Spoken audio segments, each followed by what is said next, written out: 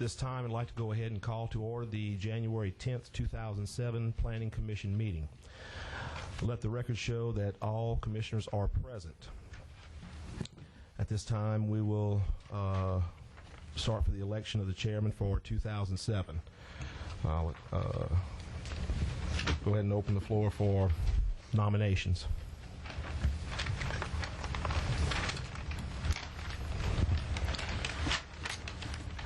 I'll move that we re-elect the chairman. Second. Amen. That's third. That's a third. Are there any other nominations? Motion to close nominations. Second. I have a motion to close the floor to nominations with a second. Any objection or discussion?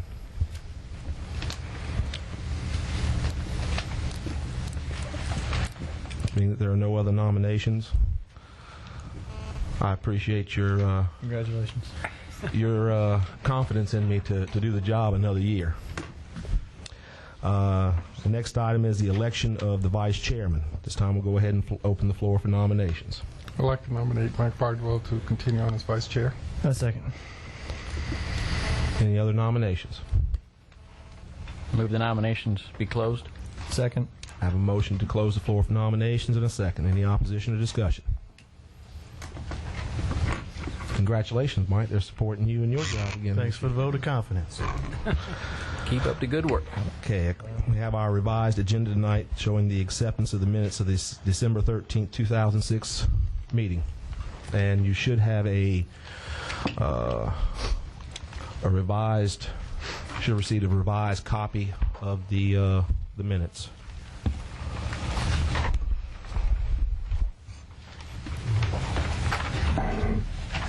Make a motion to approve the minutes, the amended minutes. I second it. I have a motion to approve the amended minutes with a second. Is there any opposition or discussion? Motion passes. This time we'll go ahead and open up the floor for the public comment period. Anyone wishing to come up and speak on any item on the agenda not up for public hearing, please come up, sign in with the secretary, and you will get your 3 minutes to speak. And no one wishing to speak during the public comment period. This time we'll open up the, public hearing for... Okay.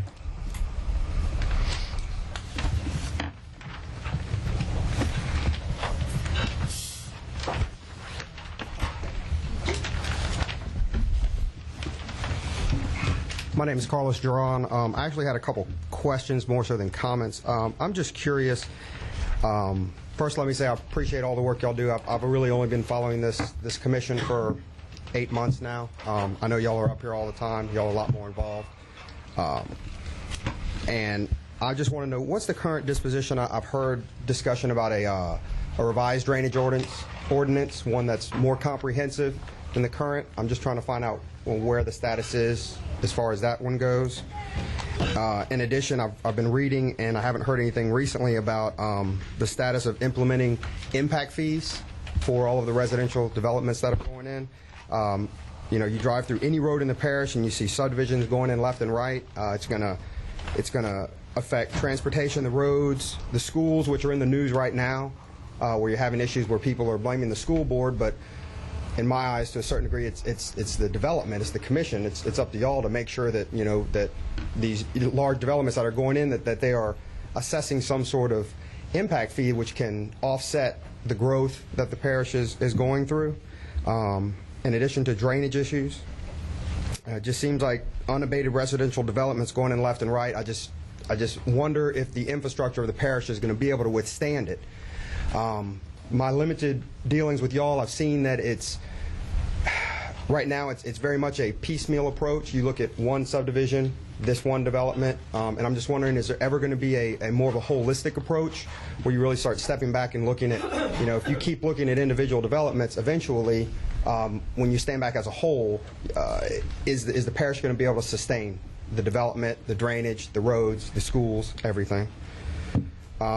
And like I said, I appreciate all that y'all do. I've been up here maybe a handful of times, and y'all are up here all the time. And that's it. Thank you, sir. I'd like to go ahead and take the opportunity to answer your questions. The drainage ordinance is working its way between the council and the strategic planning committee. And if I'm not mistaken, Todd, you can verify this, isn't it supposed to come back to the council at the meeting tomorrow night or the next one? Still got to go to strategic back. I know, I think it was the last meeting they sent it, y'all sent it back to strategic plan, so they still have to meet on it. And We hadn't read it yet. okay. So that's where the drainage ordinance is right now. Impact fees are in limbo. I couldn't really answer where the impact fees are. That's kind of between the administration and the council right now. As for development in this parish, we, each of these commissioners, drive in this parish. We see the same subdivisions you do. We get in the same traffic that you do. We see the same flooding and drainage issues that you do. But we are legally bound to uphold the ordinances that are in place at this time. And until we can get those ordinances changed, then we have to look at individual developments because our ordinances do not allow us to look at an area as a whole. I've gotten some of the same kind of questions from developers, especially now with traffic, because you see their traffic impact analysis that we require them to have are starting to have detrimental effects. In other words, the numbers are coming up where they're having to foot the bill for making traffic improvements, whereas before they weren't. Now, we are given X amount of information each month. We hold public hearings. We give everyone the opportunity to speak, to voice their opposition or their support for a development, according to law. I can't tell you that every commissioner sitting up here is in favor of every development that goes in or not in, or opposed to it. We are following the laws that we have to work with. Now, one of the, and I guess I might as well go ahead and start 2007 off right. Let's talk about the school board for a minute. Comments were made last year. This commission does not have the power to implement a moratorium on residential development. We can make a recommendation to the full council. When a comment is made broad in nature, as one was pertaining to any development that increases the student population, that could even argue right down to a family partition. Because if you give your children a piece of property and they have kids, you're not originally from this parish, you've moved in, you're going to increase the student population. So I'm not going to say that I could argue that the school board's against giving parents giving their kids property. I don't believe that to be the case. Until this commission gets a bona fide plan outlining, specifying the exact problem, not just in broad terms such as overcrowding, how they want to address dealing with it, possible solutions, facts to back it up, and the school board comes to this commission and requests our help, we cannot stop developments based on school population. If we do, what we will end up allowing for is every developer in this parish to send nice little pieces of paper to our legal counsel, Mr. Parrington, saying, we're suing you. And I really don't want to, Mr. Parrington's got enough stuff to do right now. He and I recently had a lengthy discussion pertaining to drainage servitudes, which I know that's one of his favorite subjects. So he's got enough. I mean, we understand, we really do, the development issue in this parish. But until we can make changes that will give us the power to say no. It's going to continue on the same path it has been. What is the mechanism, I guess, to revise the current subdivision ordinances per se that they are, that are in place right now? It takes a revision of the ordinance, seeing where the loopholes are, seeing what needs to be changed based on the current situation. We hold a public hearing on that, and then it goes to the parish council. The parish council would then vote on it. Now, they can vote to approve, deny, defer, send it to the strategic planning committee. Once that's done, should they, let's say for the sake of argument, they vote to approve, then I believe it's 30 days after the ordinance is signed, it would go into effect. But at the same time, any development that is already in the system would not be affected by the new ordinance due to the grandfathering laws of the state. So we do see what's going on out there. Okay. It's affecting us all. All right. Well, thank you. Thank you, sir. All right, item 7A, Gertrude Kling Hydell et al. Property tract BC-1, BC-2, and BC-3. This is a family partition.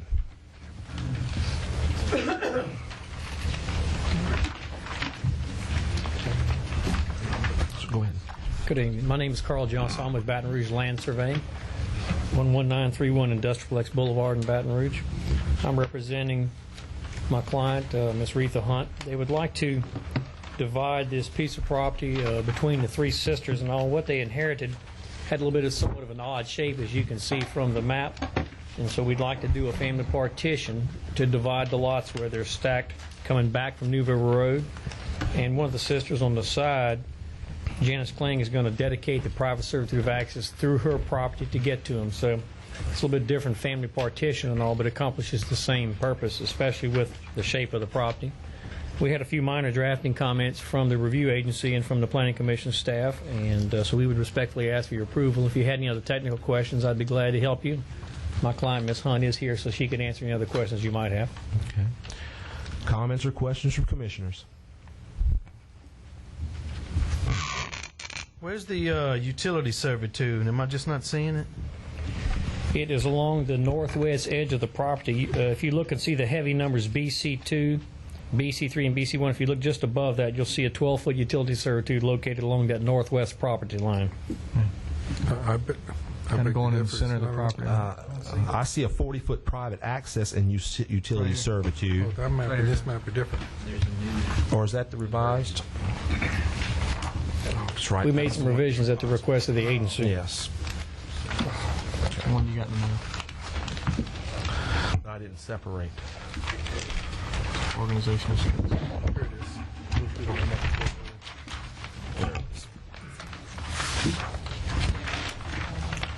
Okay, I see it. I see it. Okay.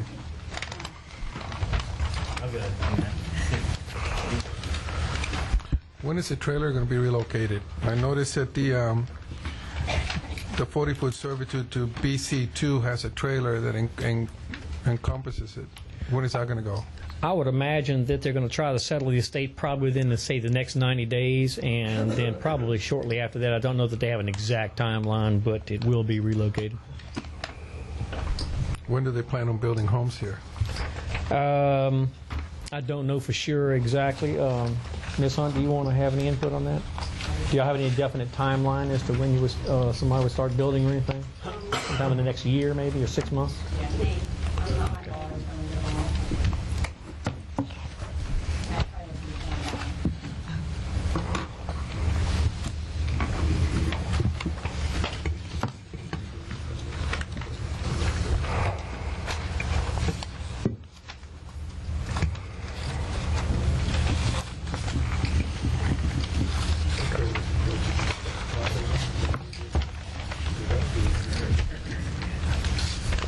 Any other comments or questions from commissioners at this time? Then what I want to do is open up the public hearing on this item. Anyone wishing to come up and speak, please come up and sign in with the secretary, and you will get your 3 minutes.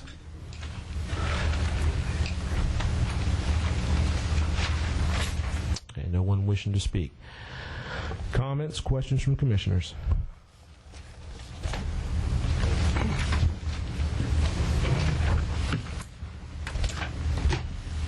I'm not quite sure what the timing is on the trailer.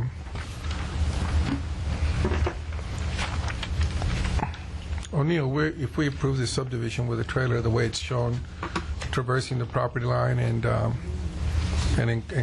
encumbering the ingress, we're creating a pretty substantial nonconformity.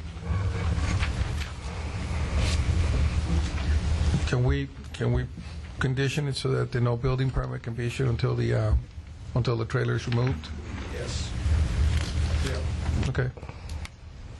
This is somewhat of a fairly common occurrence, and a lot of times it would be just a structure that's going to be taken down and all. And that's why we want to show it, because we need to show all the improvements that are there. But to be forthright, we would show it to be relocated or to be demolished, as the case might be. So from our experience, this is somewhat of a fairly common situation. Well, I'm going to move for approval with a proviso that no building permit be issued for any of the lots until such time as the trailer is completely removed. I'll second that. I have a motion to approve with condition and a second. Is there any opposition or discussion? Motion passes. Thank you very much. We appreciate it. Thank you.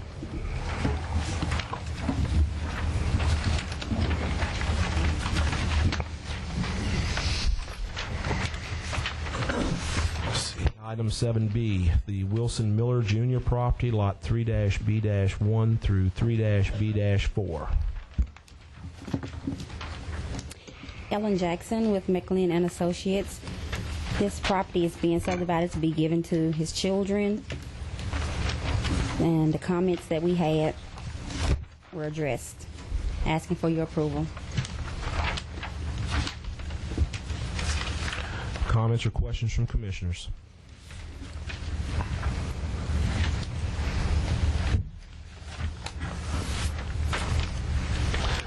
I've got a question. We received an email from the Parish sanitarian manager. Objection: must indicate type and method of sewer removal for lots 3-B-2 and 3-B-3 and 3-B-4 on the plat. That's been corrected. I have an email from Kathy from CSRS stating that it has been corrected. He wanted me to add a, please add a note, the 12-foot utility servitude will also be for removal of sewage effluent, and that is right there, right above our logo.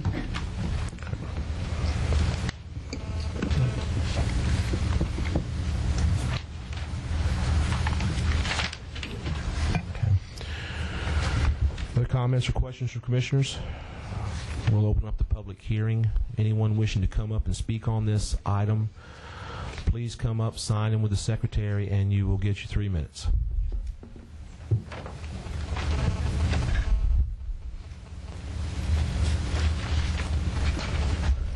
So right here with the secretary, please.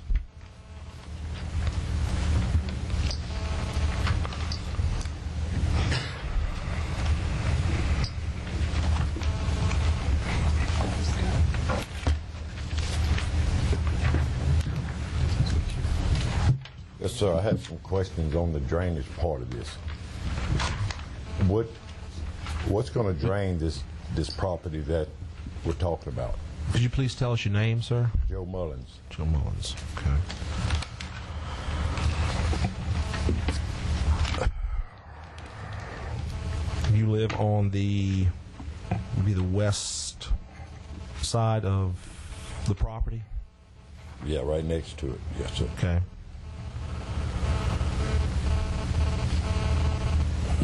There is we require a 15-foot drainage servitude. Right. Going which way? Well, it would go along, if I'm reading this right, it would go along the western property line, which is next to you, and then across the northern property line, going away from you, back toward O'Neill Road. So the drainage would ultimately go toward O'Neill Road. Okay. Also, sewer drainage will go toward O'Neill? Yes, sir. Okay. That's all I have. All right. Thank you, sir. Anyone else? Okay, no one else wishing to speak on this. Any comments or questions from commissioners?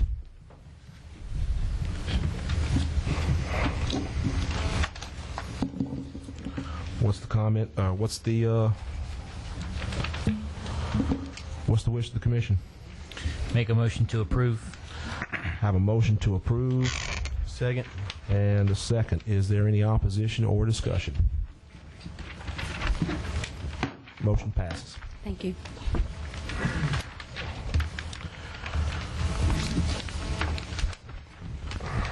Let's see, item 8, public hearing for granting preliminary approvals to the following subdivisions. 8A, Eagles Landing subdivision. Good evening, ladies and gentlemen. I am Ann Trappe with Fort and Tablata Engineers in Baton Rouge. I also have with me Mr. Mark Kessler from my office and Mr. Tommy Mackey with the Mackey Development Company. We thank you for allowing us to come before you to present this new development, and I also do want to apologize for pulling our submittal in a previous meeting, but I think as you see, as we go through these points, it did give us some time to address a lot of concerns from the review agency and the requests of the parish. So we're real pleased with the way it's all turned out. So I'm going to kind of go through this as quickly as possible. Eagles Landing subdivision will be a 236-lot single-family residential subdivision being developed by Mackey Development Company. It sits on 103 acres of presently predominant pasture land with an existing residence. Typical lot size will be 75 foot by 140 foot. The front lots are approximately 90 feet by approximately 175 feet. The property is located directly adjacent to Louisiana Highway 42 near Louisiana Highway 932, which is Joseph Area Road. It is also adjacent to Worth Evans Road. There will be no access off of individual lots onto Louisiana Highway 42 or Worth Evans Road, as was the request of the parish. Due to the additional traffic volumes, our traffic engineer has provided a warrant analysis which recommends a traffic signal be placed at Louisiana Highway 42 and Louisiana Highway 932. We are committed to working with the Department of Transportation and Ascension DPW to make this a reality prior to completion of the development. We will also provide a right turn lane into the subdivision main entrance on Louisiana Highway 42. As requested by the parish, our traffic engineers also studied the intersections at Louisiana Highway 44 and Louisiana Highway 42, and the intersection at Louisiana Highway 933, which is Parker Road, and Louisiana Highway 932, Joseph Area Road. Within the proposed development of 103 acres, 18.4 acres will be lakes, which will also serve as detention for storm events. These lakes will be maintained at the water surface elevations indicated by the drainage study. Mackey Development is fully aware of these elevations. There also exists a 2.4-acre park entitled Hood Park, which will be the Eagles Landing Park, dedicated in memory of Regina Hood. This park will provide green space as requested by the parish and will be accessible to all residents. It will be located in the center of the development. The large lake in the southern part of the property will also possess a 5-foot walking path with public access for additional recreation. The subdivision will be constructed in 3 filings. The first filing has no existing wetlands and therefore will not need the 404 permit to begin construction. But the 404 permit process will begin during construction of the first filing to ensure that we can go directly into the development of the second and third filings. We have been requested to acquire a geotechnical report and recommendation on backfilling the existing pond prior to the sale of lots 204, 142 through 144. Even though these lots are within the second and third filings, we will provide the report at the same time we submit first filing construction plans. Also in the first filing, lots 30 and 29, which back along Eagles Nest Street, which will be constructed in the second filing, will be restricted from access onto the T turnaround on that street. We will also provide dead-end installation signage in that area with the construction of the second filing. The sewer treatment plant will be located at the rear of the property and will be accessible through a 20-foot servitude. The plant will be a packaged plant with a capacity under 100,000 gallons a day. The plant will be surrounded by a fence, and a vegetative screen will be placed such that it will not be in the view of existing and new residents. The discharge from the sewer treatment plant will go directly into the drainage canal as requested by the parish. This property sits at the high end of the watershed. We will actually be improving drainage for the property owners to the west of the subdivision because we have incorporated those flows into our drainage studies and have provided ditches and swales along lots 71 through 91 and along lots 164 through 184, which all that flow will go directly into the new development's drainage system. The developer is committed to providing a quality product to its future homeowners. Along Louisiana Highway 42, the drivers by will see a rolling bermed area lush with azaleas, cypress, and oaks with a black iron gate with brick columns. The entrance will be a boulevard section with a vegetated median. I have a signed letter from the developer which authorizes me to commit his company to the traffic signal we spoke about earlier, maintaining the water surface elevations as per our drainage study, and ensuring geotechnical studies are performed where they are needed. The developer has also met with the area's council member, Mr. Dempsey Lambert, who has, from all indications, is in support of this development. And unfortunately, he could not be here tonight prior to previous obligations. The developer is on board and ready to move forward with the parish's request. And as shown in the correspondence that was dated January 2nd, 2007, we have complied with all requests from your engineer review agency. We have met and in many respects exceeded the requirements of the parish and the ordinance. We are excited about this development for Ascension Parish, and I thank you for your time. Thank you. Comments or questions from commissioners? I have a couple. A while ago, whenever you were saying that the developer allowed you to go ahead and say that he would construct the traffic signal? Yes. That he would construct that traffic signal? Yes. We will, my firm will meet with DOTD, we'll go over the warrant analysis with them, and then determine exactly, how we're going to get it put up and all that kind of, all the details. In the normal water surface of the pond? Well, they vary. You're under the understanding that it is 8 feet below the proposed finished grade? Yes, we do. And yeah, that he cannot be is raised? Yes, we are very aware and realize that, and he recognized that. We've had long conversations about it, so he's on board with it. And the last comment, the geotechnical report? Sure. What? Shall be required to adjust the proper backfilling procedures? Correct. For the existing pond? Sure. I mean, that's really just part of, a normal requirement for us, but we want to make sure that you understand that we will have that report done within the construction plan documents of the first filing. All right, thank you. Any other comments or questions from commissioners? I have a question. Sure. When Mike just asked about the pond being 8 feet below the proposed grade. Right, finished grade of the lots. Sherry, microphone. Can't hear me? Sorry. Who is going to maintain that sloped part of the pond going into, if your water level's 8 feet, right, and then you've got this right, slope, who's going to maintain that? In the restrictions of the subdivision, the developer will place that the property owner, from going back his two, property corners will have to maintain to water's edge. And as I understand it, that's normal procedure for a lot of what's happening with these lake subdivisions. Do you know what kind of slope that is? Yeah, it's a 4 to 1. I mean, so if you're looking at about 6 feet, that's 24 feet out from the edge of the property. Okay, so it's not too steep? No, it's not. Okay. No, it's really, it's a good grade. If you're used to looking at newer construction highways, it's about what you see on the side of a slope, on the side of a shoulder of a roadway. So it's not steep. Where will your walking trail go? You said there was a walking trail around that pond. Right. It'll go at the top of that slope? It's on, sure. Mm-hmm. It's on the plat. It's just delineated to the back of that. A gravel walkway. We'll finish that in final plans, but we will definitively designate a 5-foot area, whether it's gravel or some other material. We're not exactly sure at this point. So, but we will provide it. So I'm just worried about long-term maintenance of that. If there is some sort of erosion and it is gravel or aggregate, there could be. And it will go into the subdivision ordinance that I'm sure they will have to maintain this at some point. Just Right. like with other subdivision recreational areas, at some point things get turned over to them.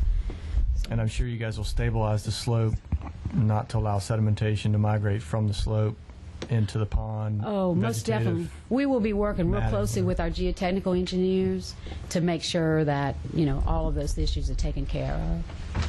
So. Michael, I believe you had a comment. Thank you, Chairman. And I want to make sure I understand this. Between the sewer treatment plant site and Worth Evans Road, you're calling out wastewater treatment plant access servitude. Is that strip of property owned by your developer? The servitude area is owned by the developer. Okay, because it appears that it's outside of the lots, and I can't tell with the line weights what he owns. I just want to make sure you have the right It's to... within his Okay, so he owns that land and he can dedicate it? Yes, he does. Okay, good. Any other comments or questions from commissioners? I have a question for you. Sure. Just out of consideration, just a thought. Has any thought been given to maybe moving the sewage treatment plant away from Mr. Laborde's property? Well, if you look at the fall of the land, the natural fall of the land, that's basically where it's falling to right now. So when you do the design for engineering, on the engineering design on where all the gravity system has to go, it's basically falling toward that area. So we really do plan on putting up a tall enough fence and a vegetative area that will be blocked. If you look, it's pretty close to some of the new development lots also. That was really just the best place for us to, from an engineering standpoint, to place it. I've driven back there. I know his property's right there, but there is a tree line, an existing tree line that backs up to kind of a gullied area right there, where this is going to be on the other side of that tree line. So I really believe we're going to be able to shield it fairly well, if not altogether. So I don't. You may be able to shield it visually, but well, it's going to be a package treatment plant. We put these things in a lot of places, and there is very little, if no, odor problem, if that's what your concern is. It is. If there is an odor problem, then there's a problem with the plan, and that will need to be looked at. But we just don't have any problems with the way there it's is designed. an existing, it looks like a new construction building on Mr. Laborde's property, and I hope he's here to tell us how close that is going to be to his building. Okay. We'll do whatever it takes to make sure that, it's shielded from his property so that it doesn't do any damage to his property. Have you met with any of the surrounding abutting property owners? We haven't had any calls from anybody in our office, so, I'd be happy to answer any questions this evening if they have any questions. So. Do they know you're developing? There's no sign. Oh, there's been letters sent out to all of those property owners, so they are aware that this meeting's taking place. So, okay. I'd like to, if any commissioners have any other questions, I'd like, I think we'd all like to hear them, but I'd like to open up the public hearing on this and move along. We can. Anyone wishing to come up and speak on this item, please come up and sign in with the secretary. And you'll get your 3 minutes to speak.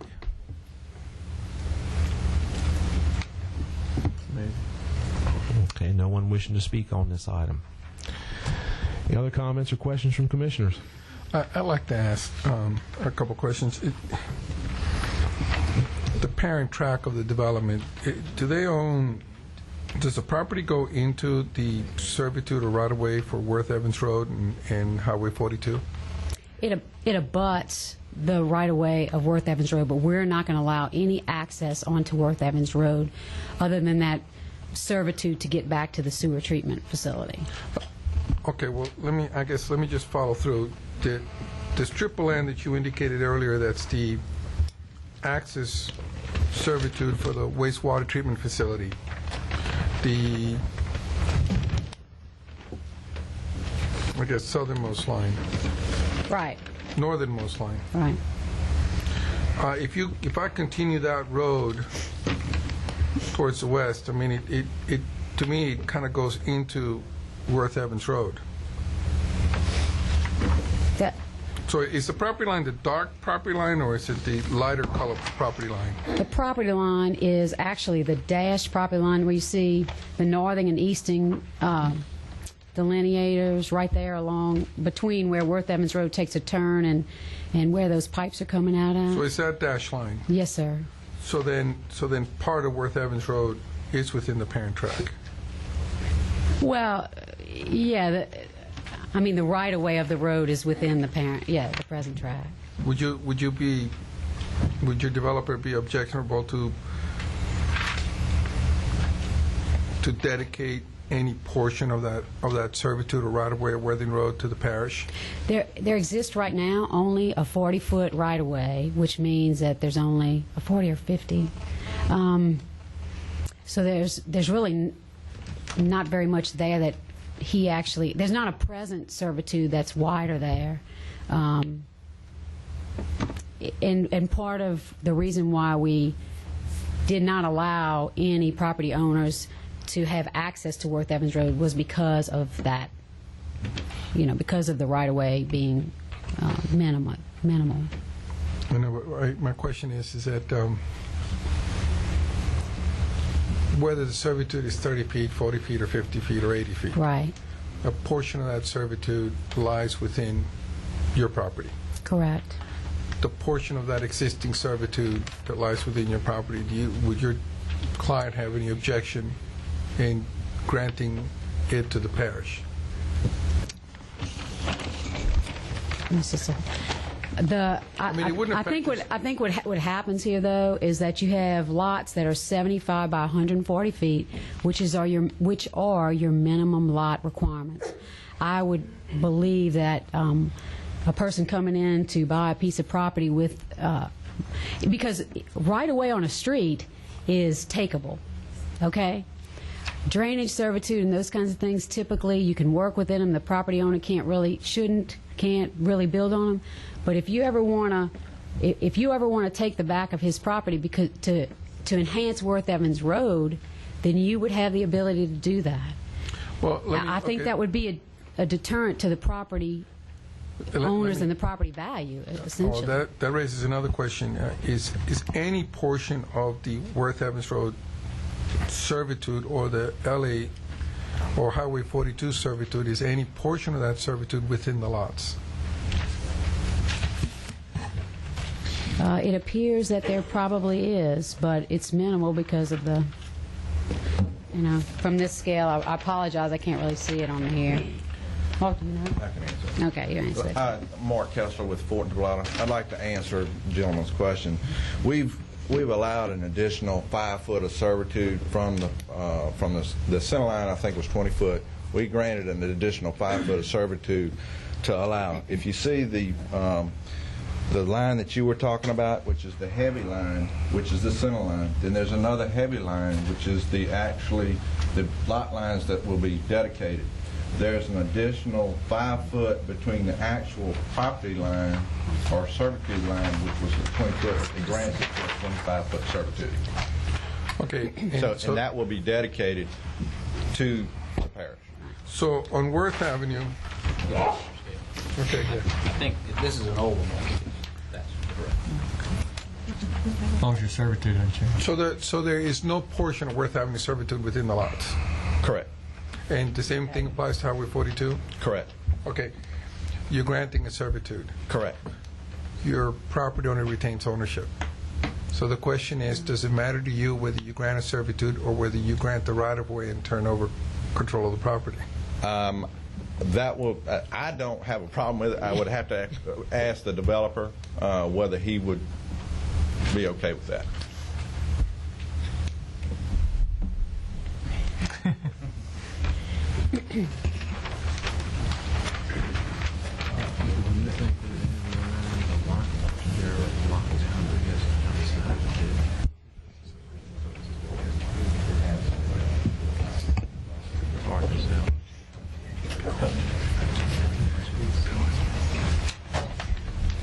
Clarification, that is not a problem. I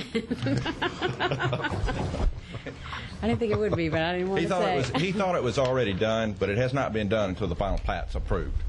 Okay. So, at that point in time. Okay. The timing of the light, it's with the third filing, correct? We will begin working with Department of Transportation as soon as possible. Probably within the next week, to go over the warrant analysis. We're going to be working on their timeline, unfortunately, and how the money gets transferred through the parish, and all those technical issues. So, I would think it could probably be done within the next year. Certainly before the end of the third filing. Hopefully by the end of the first filing. But I'm at DOTD's mercy on that one.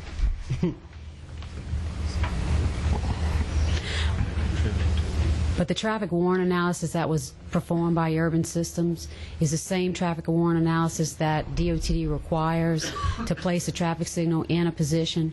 So we're just going to hand it over to them. So there shouldn't be any additional work that we need to do to justify it to DOTD. Would it be a problem for you to, if you get an approval tonight, when you would come back for a final approval on, say, the first filing? Right. Would there be a problem with giving us an update as far as how that's progressing at that time? We'd be happy to do that. We'd be happy to do that. Thank you.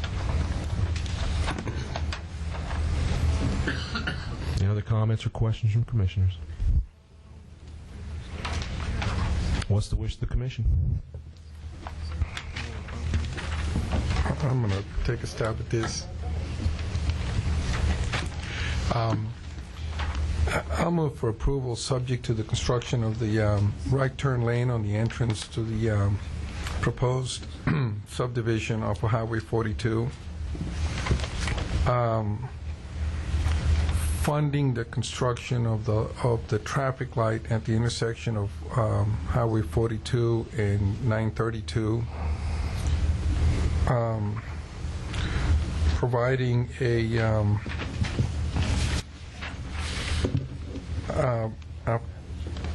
opaque fence and landscape buffer around on the north side of the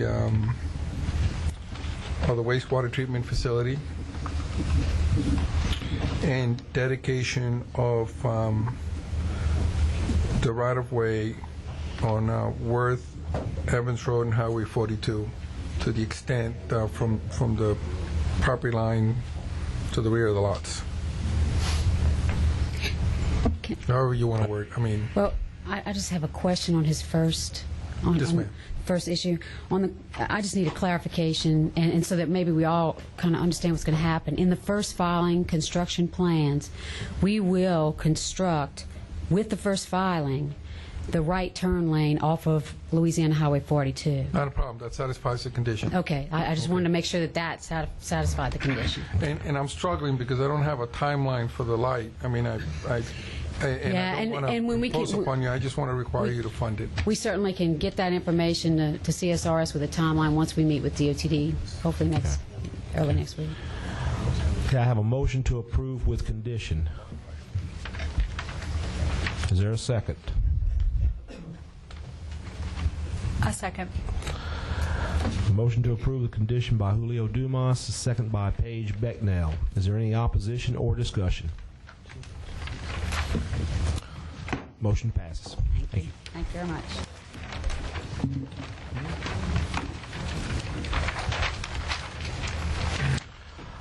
Item 8B, Wesley Place.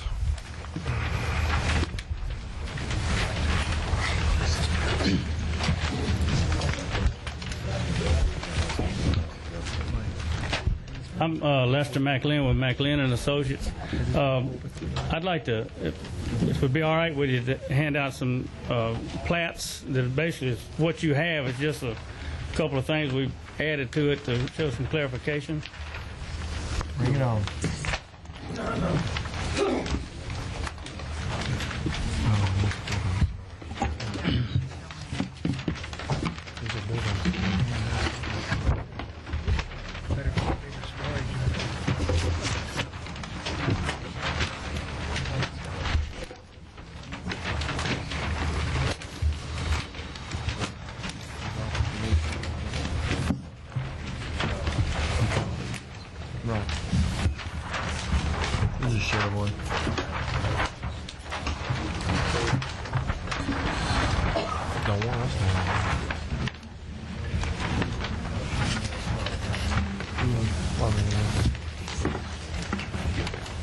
You need, Do it. Mike, you need,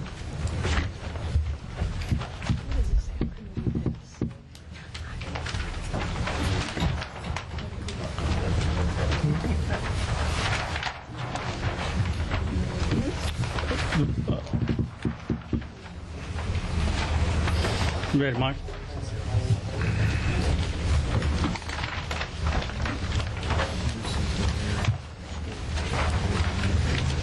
I'm sure all of you know that you had acted on this preliminary before a couple of months ago, and we've gone through and redesigned some things and answered some questions that we had heard before.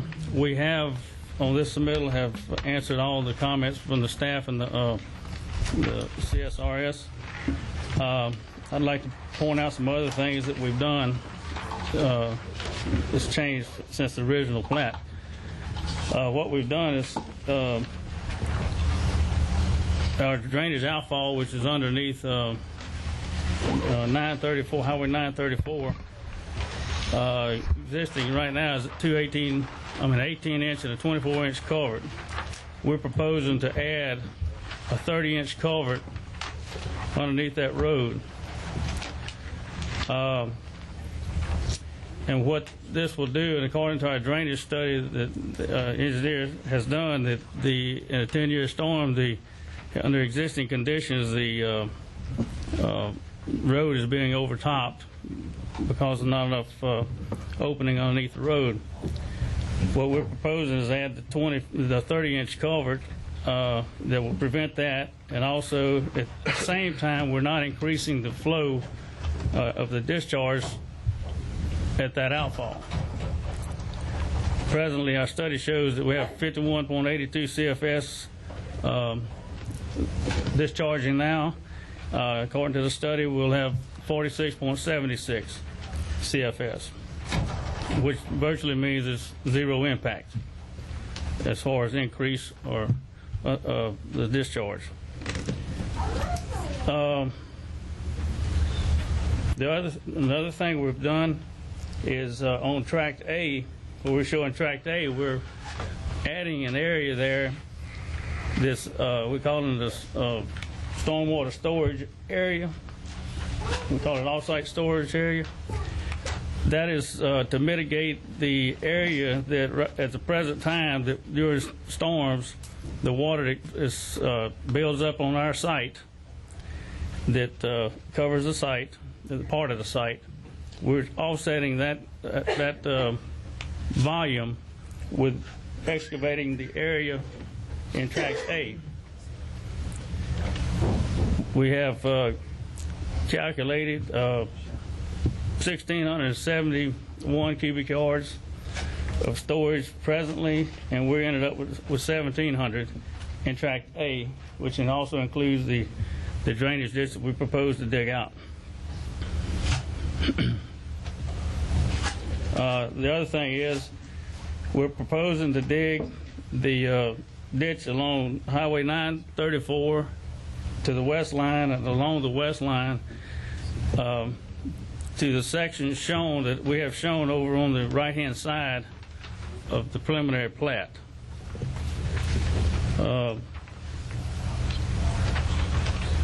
At the last meeting that we were here, there was a lot of concern about being able to maintain and have the access there. What we've done, rather than have a servitude dedicated, we're dedicating a right-of-way, drainage right-of-way along there, which will not be, the lots will not go into the drainage right-of-way at all. We're also showing on the cross sections the amount of access we have along that ditch after construction, and that's shown as we got it written. It's the one at section 1036. It's like 16.2. It's on the right hand side. That tells you what the access is.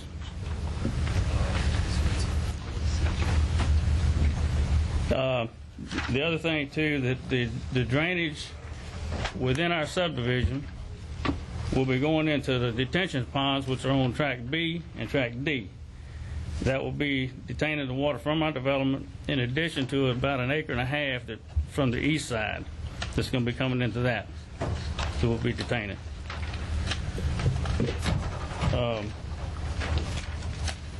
But generally, that's the changes that we have made to this plat, and we'd like to ask you to consider it for approval. Mr. Chairman, I'm Kevin Howell, legal counsel for Rodney Sheets. I also wanted to let the committee know, since the last time we were here, before this was all turned back over to Mr. Sheets' engineering team, we did take the panel and the committee's suggestions and concerns. We also had a couple of meetings with DPW, as well as discussed things with the parish engineer to find out how we could take into consideration not only what the committee had to say and what their thoughts and input was, but also the comments that members of the public had given at the original meeting. After a review of those, Mr. Sheets had us review it from a legal standpoint, which we did, which my firm did, and then it was submitted back over to McLean Engineering, and the decision was made to make this new submittal of a new plot plan, essentially, hopefully addressing all the concerns that were brought to our attention from the DPW and from an engineering standpoint, as well as what the members of the community, the adjacent landowners, had to say about some concerns about drainage, which is why Mr. Sheets and the engineering, McLean Engineering, decided that the proper thing probably to do was to dedicate this right-of-way so that there wouldn't be any concern over DPW's ability to get in and maintain the ditch, as well as being able, and then McLean has given at Mr. Sheets' additional expense, tried to give you these cross sections because we felt that that was somewhat of a question to people of the public, what was going to happen, how this subdivision might impact, if at all, directly their property. So in this redrawn effort by McLean Engineering, we've tried to address what was brought to our attention last time, and certainly we'll be happy to answer anything that you bring up today, as well as members of the public. Thank you. Comments, questions from commissioners? Well, I'll start off. Michael, I've got a question. Have you discussed this new submittal with DPW? I guess I want to know if they are satisfied with this new submittal compared to the old one, and will they be able to adequately maintain this?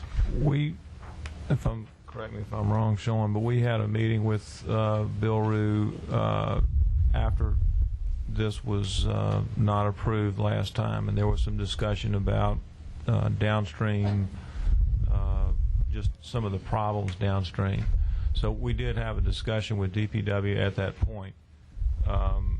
It is not normal process when a submittal is made for us to send the entire package to DPW for their review or consent, so that has not been done, no. Okay. Well, I mean, I was just curious, considering what we have, even though it's a different submittal, we're still talking about the same piece of property.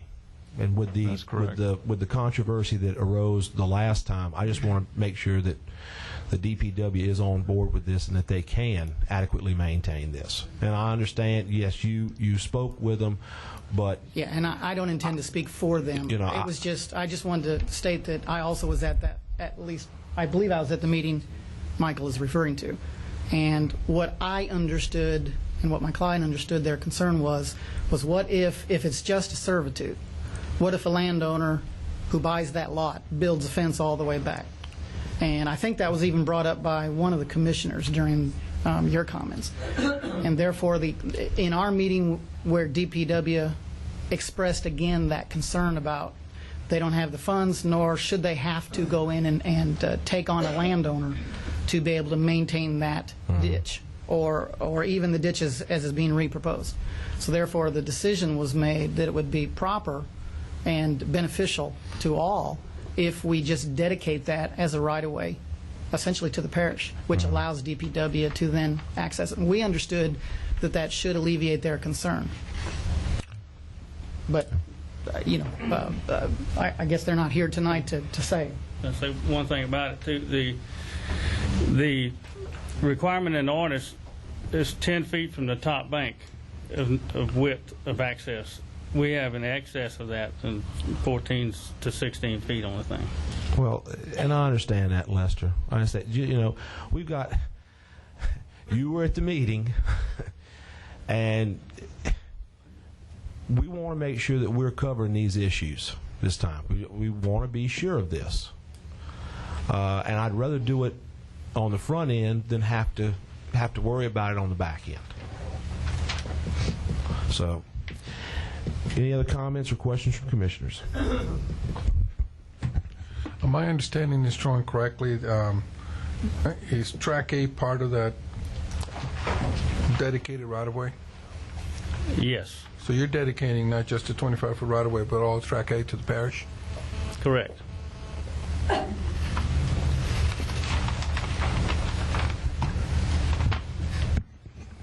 have a question. Up until 5 minutes ago, I thought the servitude was only 25 feet, and this one you just gave us is 30 feet. It varies, really. Well, Mr. Ruth had said he needed 30 feet. And so when we got this plat that was in our packet, it said 25 feet. So we also, in our redesign, we changed the section of the ditch. We had a steeper slope, a flatter slope on that ditch on the prior submittal. And yes, it needed, in order to be able to get the access in that, you needed more there. But what we've done is we've gone back and changed our section. We're using a 3-to-1 slope, 3-to-1 slope, and which we didn't need as much servitude, and it's just not required. in my minutes from the other two meetings that we had, Mr. Ruth said he needed 30 feet. My point is, the plat I had in my packet said we only had 25 feet of servitude. Now, y'all just gave us this one, and it says we have 30 feet. Only 30 feet on the front, 25 in the back. Right. And the one we have, Sherry, does say 30. It does say 30. Right, It's in the that's hashed not my area. point.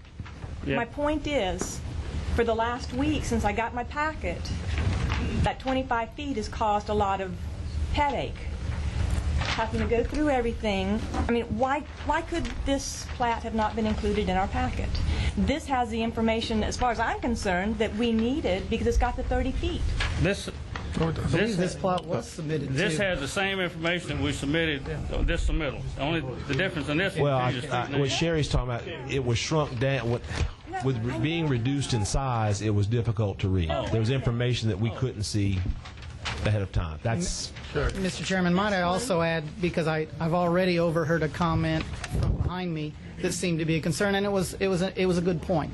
That there was a question that someone asked behind me. Would DPW have to enter the landowner's property? And I believe the plat's fairly clear that it shows this right-of-way is on the subdivision property.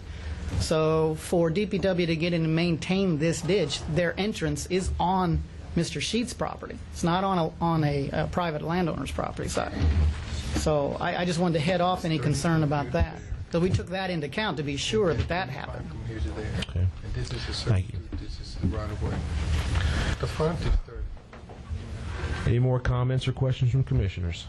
Why didn't we get an updated plat with our packet? That's my question. It's the same drawing.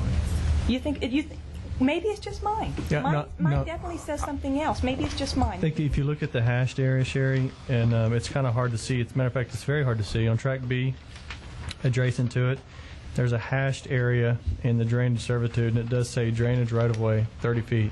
If you look at the drawing, the large plat, in the same Track B hash area, you can see it more clearly. It says 30-foot drainage right-of-way. Then going back from there, when it gets to Track 2, next adjacent to that, it says 25-foot drainage. So it starts off at 30, and then it goes from closer to Black Bayou, and then it goes to a 25. Do you see that? Okay, maybe so. Maybe it's just I just can't read it on here. But I Yeah, thought it's it said, extremely hard to I thought see. It said 25. It starts at 30 and goes back to 25. Is that correct? That's the real reason we gave you these larger maps, so you could be able to see it better. Okay, I apologize. Thank you. Any other comments or questions from commissioners?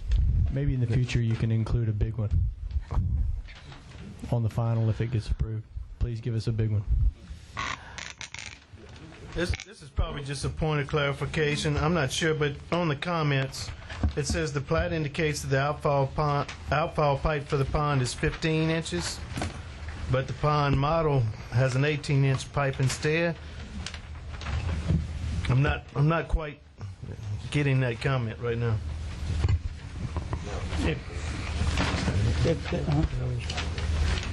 At the outfall of track D, where our detention pond is, it goes across track E. It shows a proposed 18-inch RCP.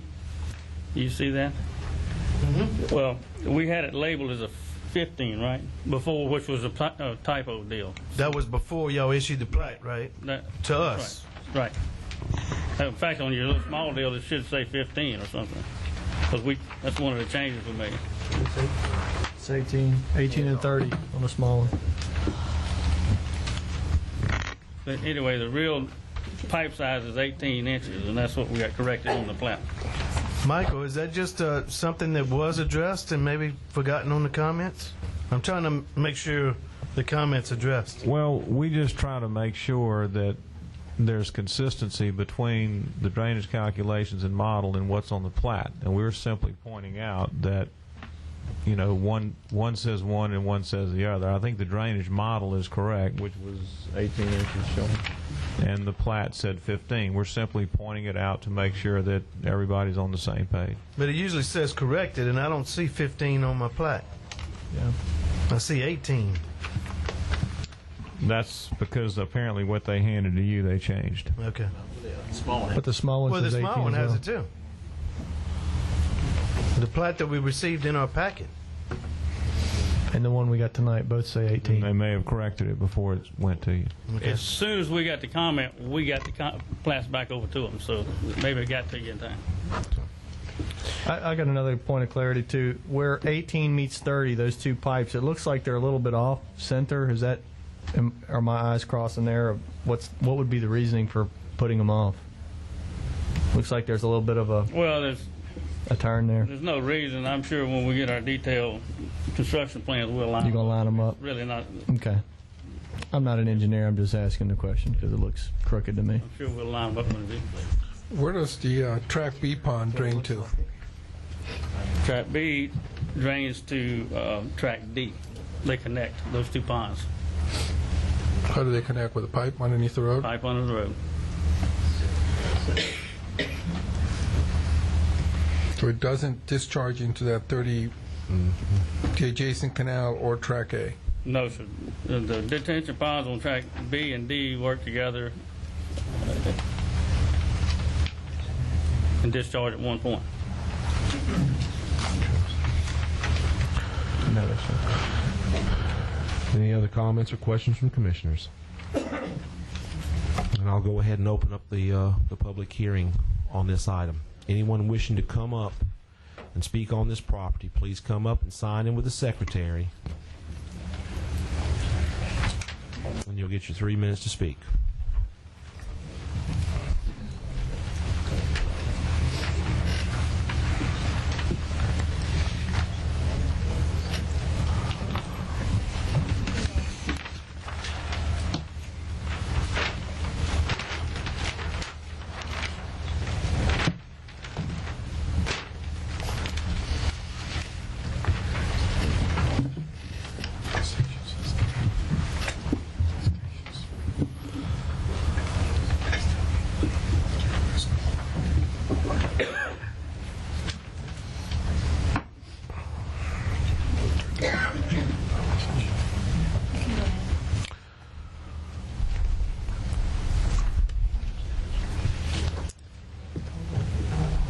Okay, hi, my name's Kenny Tompley. I'd like to ask a question first. Is this, since this was denied back in September, is this a new start? Michael, Yes, sir. Is it a new start? It is. It's a new submittal. Okay, the pictures here, I had shown one of them, this one here, the first time, and this is looking north, and this one is looking south. this is my house back here. Let me get this one in here. Where's the proposed development in relation to those pictures, Mr. Tomplin? I am down Melissa Street, which is downstream of. Okay, I drew this up tonight. Okay, here's the 10-acre site right here. Okay, here's Black Bayou. All right, here is the beginning of that ditch that flows southeast across Melissa, and here's my home right here. So the water you see is coming from here, which here's the basin. The property in question is the basin for this ditch. Comes through here, and then comes across this, and across Melissa Street, and doesn't stay in the ditch, as you can see from the pictures. From my perspective, from what I've seen, nothing has changed from when we were here in August and September. Flooding is still the main issue in this very sensitive area. I'd like to bring up 3 points that we talked about last time.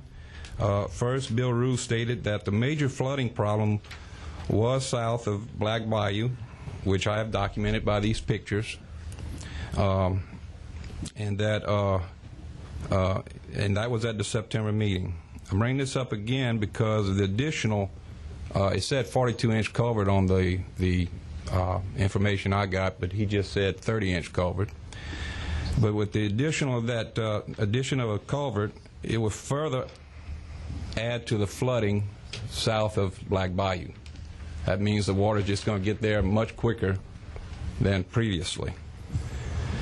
Second, Mr. Sanjay stated that even though the engineering works on paper, in his words, the functionality isn't always there. And we all know that. 30 seconds, sir. 30 seconds? Oh, I'm sorry. And then the third point I'd like to bring up is that Mrs. Slyman said that, geez, kind of lost my spot here, that the guidelines by which the commission is led discourages it from approving one-street subdivisions, and especially one-street subdivisions in flood-prone areas. And I don't think there's any doubt that this is a flood-prone area. Time. Thank you. Thank you, sir. Todd Lambert.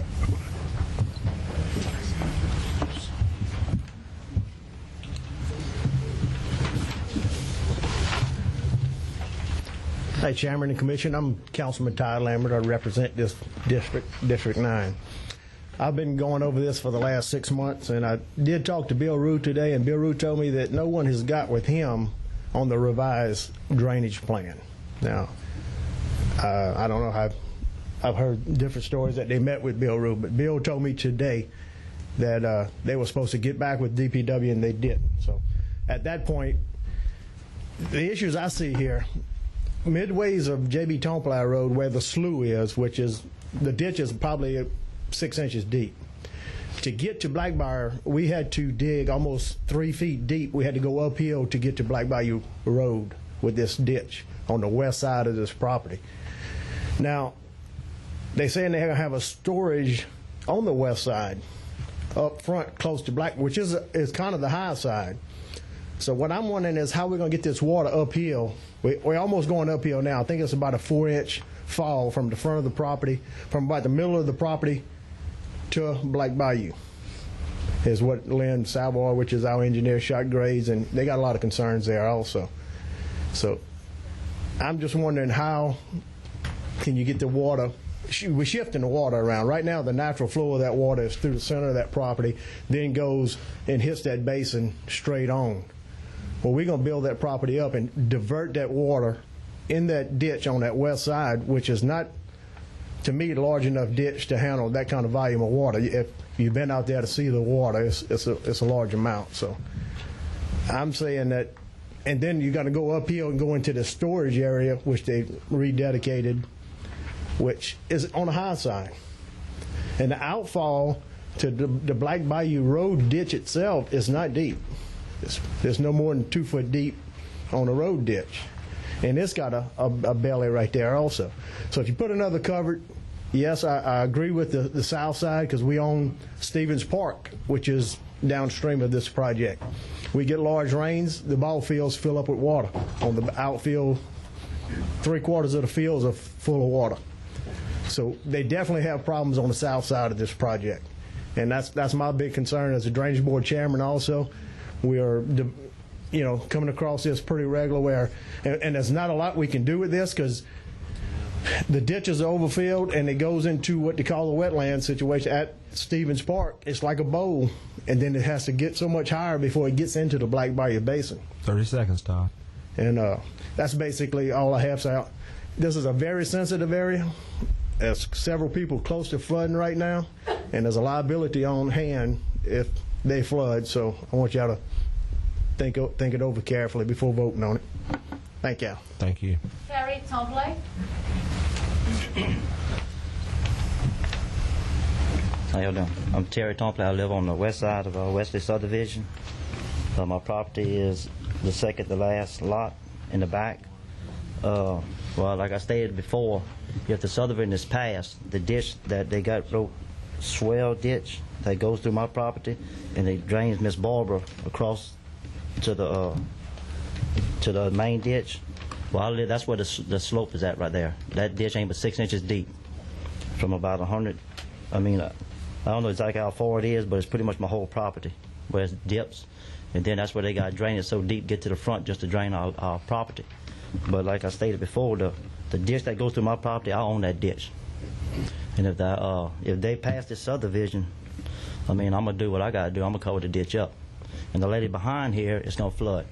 If y'all seen the water this past week when it rained, she had water all around her, all in front of her, and I had water. I mean, I'm not gonna, but I mean, she's gonna get a lot of water, and she's gonna flood. That's the bottom line of this. And what I can understand, when the parish shot this grade from the back to the front, I think it's like 1 inch every 100 yards. I think that's all it is. It's not very much to get the water to the front. I mean, it's almost flat land. I mean, it's the ditch, when it rains, like last time, it just flooded the whole area in the back. I mean, and if they build this land up in the back 18 inches, like they say, I don't know exactly what they're building it up any more than what it is. I mean, we're gonna have major problems. The people live on the west side, even the people up front. And my other question is, I don't know exactly what's the right-of-way on number 10. Let's see, lot 10, 11, and 13. It's got 40 feet in the front, 35 in the front, and 50 in the front. What is the minimum? Is it 75 feet on the? In other words, like on the other side, I got 75.9, 90.8. I always thought on the frontage coming out of the property, you got to have a certain amount. He shows 40 feet, 35 and 50. Is that right? I mean, 35 feet ain't much to come out of there. And if you have an emergency, how are you going to bring fire trucks in there? How are you going to bring ambulance people to get out? And you building like 25 houses. It looks like to me it's only 8 acres of land. How in the world you can put that in there? I mean, they're going to touch each other, the roof line just about. 30 seconds, sir. I mean, my question is, can y'all answer my question? What is the frontage? And how can you put 25 houses on them roughly if it's 8 acres? I don't know. I mean, what I see with all these pines up front, it's taking away a lot of land. So that's my question. I think it needs to be answered. And like I say, Miss Barber will get water in her house because the ditch belongs to me. Edgar Savoy. Edgar Soche. Sorry. My name is Edgar Soche. I live at 13145 Azalea Lane. And I have a couple of pictures I'd like to show. I live at the corner of Azalea and Leo Stevens Road. And as you can see right there, the entire area is flooded. We can't even get to our home. Can't get in, can't get out. Also, if you go off the side of the road, you're looking at about 6 or 7 foot of water drop off of the road. because the road has been raised when it was blacktop. That entire park goes underwater other than the concession stand. There's times, the only time we can get in and out of there is by either with a high truck or with a tractor. There's no way for us to get out. When you re-blacktop Cannon Road, you didn't raise any of it. You left all the water keep going across the road where we still can't use Cannon Road. There's no way we can go Cannon Road to get out. Bruyere Road floods. So the thing that I want to say is, this is the next house that's going to probably go underwater. And this is a house that the water got within about 3 inches of it the last time. These are the roads we have to ride down to try to get back and forth to the house where you can't even see the road. You got to have somebody try to walk along the edge of the road because the way that the road is sloped, there's no shade at all on the road. So my dilemma is, no one has done anything from the 12 years that I've lived there. And along with the situation that we have with this flooding, my intentions are to get with the Board of Health, and I'm going to shut this park down. Either you do something about the flooding of this area and take care of the people of this community, that we don't have all this bacteria from septic tanks and sewage coming on our property, then I'll let the Board of Health handle it. So now you got another issue to handle. Thank you for your time. Thank you. Ralph Myers.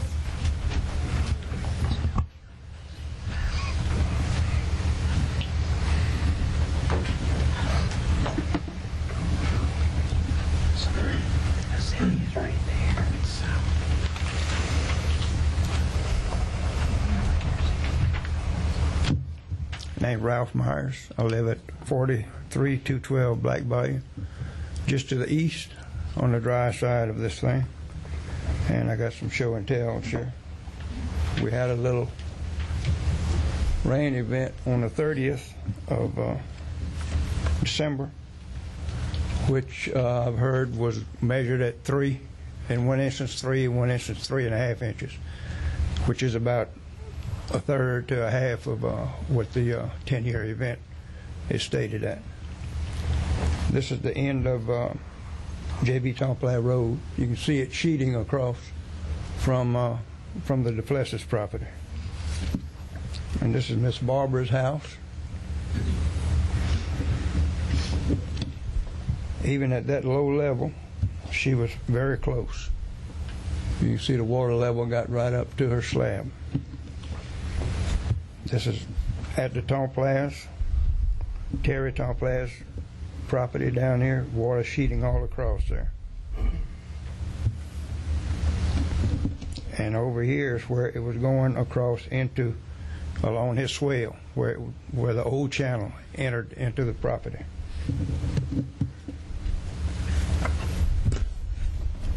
Over here, this is a view of the west ditch, current ditch. You can see this is where the gas line crosses there, but it was completely full and spreading out further over in there. Over here was that ditch in front of, from that point, going down to Black Bayou. Going down Black Bayou. Here's the entrance to Wesley Place right here. The ditch level was completely up to the blacktop, and at some point it probably went across.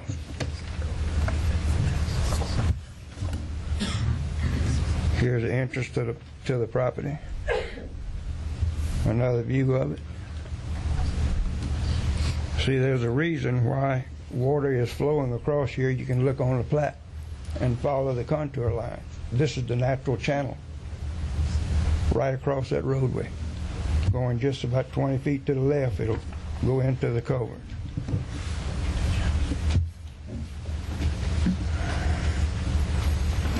This is from my driveway going over there. See, it fills up the entire property. Now the downstream ditch. This is 30 below seconds, sir. Black Bayou. Okay, this is below Black Bayou Highway. You see the ditch is almost bank full now. And I followed it all around to Stevens Park, and it started overbanking at Stevens Park and into the outfield of the ball field. So Bill Rue had brought this up before, that he couldn't do much down there because Black Bayou backs up. The level backs up. And as far as all this talk about getting Bill Rue, getting DPW to access the property, it took them well over half a year last year just to cut the existing ditch down. Sir, your time's up. Okay. Thank you. Jerry Broussard. Hi, I'm Jerry Broussard. I'm one of the guys. I have two places of interest here. I have one of them that's on Melissa High Street, straight across from Kenny Joe Tompley. I have one house. My interest there is access in and out when the water goes over the road. But my greater interest is the house that I live in. If you've seen the pictures that Mr. Soche showed, I'm the house that he said was going to be going under probably before long. And there is a possibility that could happen. Probably at least once a year, that road right there that we live on goes over. Probably 6 to 8 inches of water gets over that road, which makes it hard for us to get in and out of. There's about 3 houses that live back there. I'd probably say I get somewhere about 3.5, 4, maybe 5 foot of water in my front yard to go over that road. 2 other times during the year, I get at least 2.5 to 3 foot of water in my yard. And just like they said, the park across the street, it's nothing much more than a lake most of the time. You know, when it rains, of course, the kids love it. They go out there and run through the outfields with the 2 and 3 foot of water, which, you know, brings back up the concern Mr. Soche said. What's in the water, we're not real sure because it's coming from everywhere. But there again, my concern is it may not. I'm sure this is not going to help anything. This extra water.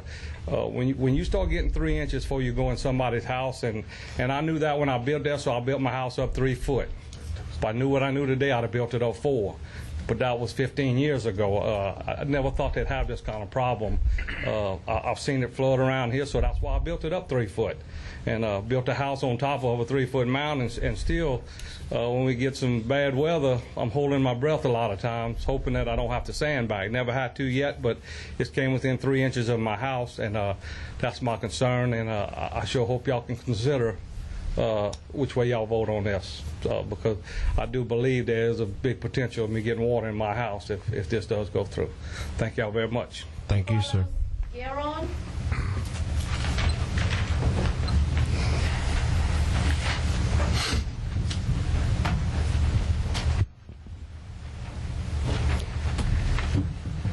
Well, I know we're back here to discuss Wesley Place. I'm not going to put up any pictures. Y'all obviously know between the first denial and what everybody showed that, you know, drainage is a huge concern. I realize that y'all are somewhat hamstrung by the regulations, that, you know, that's what you have to go by. It's hard to tell off what we were provided. I went through the regulations. The only thing, and I guess I could get clarification, my understanding was that there was a servitude required on both sides of the ditch. I couldn't tell from the scale drawing that I had if that was the case in this instance. You know, I just implore you to step back and look at the big picture, look at the holistic view of this. You know, obviously flooding is a major concern to everyone in the area. You know, please take that into consideration. You know, people's lives are going to be affected here. You know, how would you vote if you lived next door to this property? You know, if you were Kenny. And, you know, I just implore you to think about it and, you know, deny the subdivision, because it's obviously going to affect people from the flooding concerns. Thank you. Thank you, sir. That's it. Gentlemen, you have 5 minutes for rebuttal. A couple of things. The ditch that the picture and shown in the pictures there that he had this ditch as exists right now, but we will be enlarging that ditch quite a bit. We also, the Tract A that we're calling for the storage area, that's the whole purpose of us digging out the Tract A, is to be able to leave some storage area there that's already coming across that property. And it is on the low side of the development. It's not on the high end like it was said before. We've gone through our engineering calculations in accordance with the ordinance and everything, and showing that we are not increasing the flow going across Black Bayou Road. And with that, and with all the other improvements and detaining the water on our subdivision, we feel that we're meeting the ordinance, and would ask for you to approve it. Thank you. Kevin Howell again, legal counsel for Rodney Sheets. According to my notes, and I'm not asking the committee to accept what my notes say are true from the last meeting, but it appears to me that the public's concerns expressed here tonight are substantially the same as before, including some of the pictures were the same as shown before. These are the exact concerns that Rodney Sheet took into consideration by giving up additional lots for development in this resubmission. The Tract A is designed to handle the types of water that has been discussed. As a matter of fact, McGlynn Construction was specifically tasked to discuss with the parish engineers, as well as it was brought up during our meeting with DPW when Mr. Roth was present, as I was. I guess from the legal concern I have is a basic reading of the ordinance, subdivision ordinance requirements, doesn't indicate, other than the zero impact study that we have shown and has been at least commented on by the parish engineers. We don't believe the statutes require us to address downstream concerns specifically as far downstream as has been shown by 3 or 4 members of the public here today. Specifically, I'd point out to the committee that the direct concerns for which you are tasked, it's my opinion, for which you are tasked to be particularly involved within are the adjacent landowners, some of which have spoke up here tonight, and I just wanted to let the committee know that since they are substantially the same as were addressed before, we did take those into account. They were part of our engineers' refiguring, and that the redraft took those thoughts into those concerns into consideration, and they were also brought up during our not required meetings that we had with DPW as well as with the parish engineers. I just wanted to point out to the committee, the commission, that Mr. Sheets takes very seriously what was said before by the members of the community and what has been said here again tonight.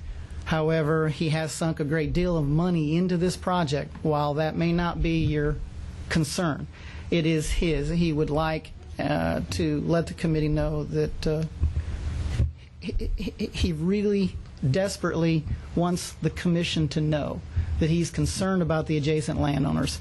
But from a legal perspective, my office has let him know that concerns substantially downstream from what the majority of the comments were here tonight, I don't believe that he at least has the legal effect or requirement to try to address. He has, however, taken those into account, and when our zero impact study comes back indicating what it did and approval was given by the agency that this redraft does meet the minimum standards, we again would ask the commission to consider this redraft and look at it with approval. Thank you. Thank you. Comments, questions from commissioners? Mr. Sanjay, this discharge is obviously to the south, across Black Bayou Road. By adding that 30-inch pipe across, wouldn't we be accelerating the flow of water to the south? What's happening now is you've got an 18-inch, and essentially you've got 2 18-inch pipes under the road. it's true that those pipes are choking the water back to a point, but when the water gets to a level and begins to overtop the road, that's basically what we start calling an uncontrolled flow.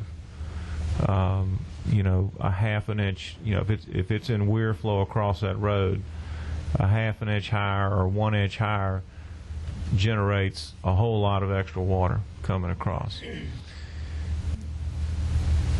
What we're doing is simply what they're proposing to do by adding the culvert. It will allow more water in the earlier parts of the rain, but if I'm not mistaken, it's not overtopping anymore with the additional culvert. So basically, the water should not be overtopping the road and get into that uncontrolled state. Irregardless of how many culverts you have under the road, the same flow is being generated. The same flow is being generated now. The same flow is going to be generated after the development occurs. It's just a matter of whether it's building up and flowing over the road, or does it stay underneath the road through the culvert. So it is drastically helping the water surface profile upstream, because it doesn't have to build up and overtop the road to get across. So we do not feel that the extra culvert is adding to the peak flow. The peak flow is what it is. It's just a matter of what elevation does it have to get across the road.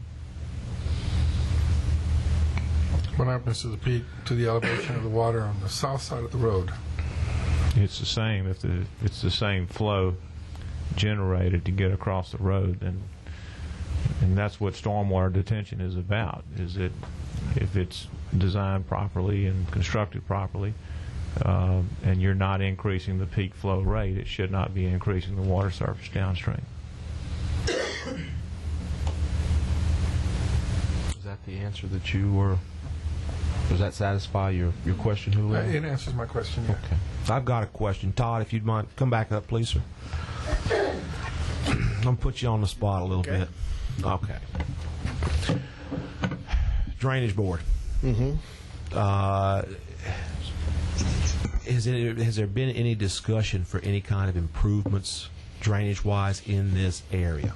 I mean, we have minor things that are going on all over the parish all the time. I understand that. But, I mean, as far as this area... Not from what I can understand. You know, we dredge Black Bayou Canal in that area. It's already dredged, so it's best it can be right now. And the laterals coming into it, you know, it's got like a bowl right there, you know. So as I know, no, nothing has been future plans to improve this yet. You know, we need to look, we almost need a reservoir or something to that effect, or detention in that area, you know, south of the project, but no, nothing has been done. Well, I know I know the drainage board meeting was this past Monday. That might be something to look at. Yeah. Along, because I know there are other hot spots in the parish as far as the flooding aspect. You know, they have done some improvements in the past with that ditch that hits in Black Bayou. They dug it out a little bit wider and stuff. But as you can see, Mr. Soche, and that bunch still catching, because it's a belly right there, you know, and it has to get so high before it gets to, you know, it's a retention in itself. But you did speak with Bill today, and he indicated that he was not. Bill was concerned because a third of the property is wetlands, and he thought that a third of it, the property, should be storage area, 1/3 of it, and that's what he told me today. That was his concern, and he said no one has got back with him on that. Okay, thank you, sir. All right. Any other comments or questions from commissioners? I have a question. Excuse me. Sean, I'd like to address a question to you because I had talked to you earlier this week about this property. Yes. After I talked to you, I felt a lot more comfortable about this property. And could you, if you remember, could you relay what you had told me?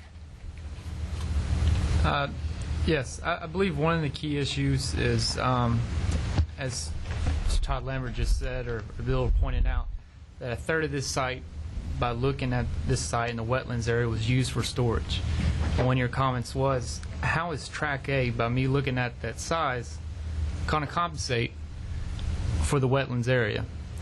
And I was just pointing out, well, it's the water that was stored there before was maybe 6 inches or a foot deep. This track A is they're digging down basically to the bottom of the roadside ditch. So what you're losing by looking on the sheet surface area, dimensionally wise, you're making up for it in depth.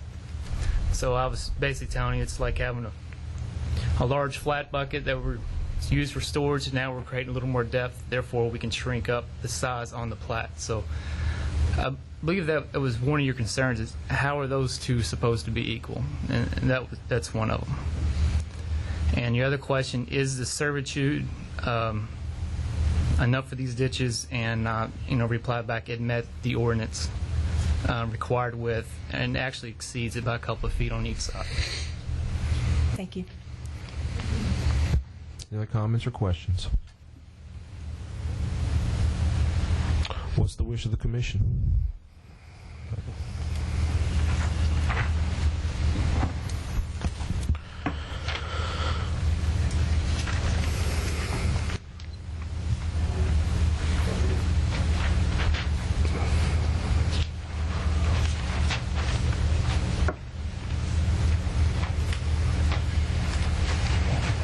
There's nobody here from DPW that can address, Mr. Rule's concerns, is there?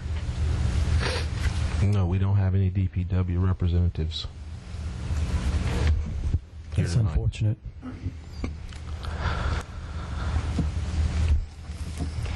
Very much so.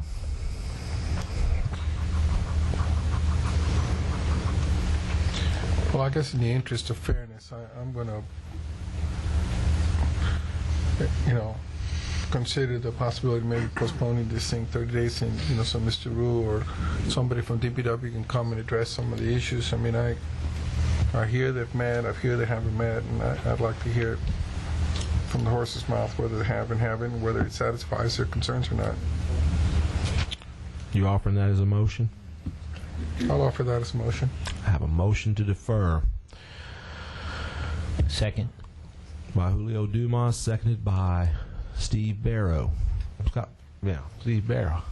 I'm going to do it again tonight. Is there any opposition or discussion? Motion passes.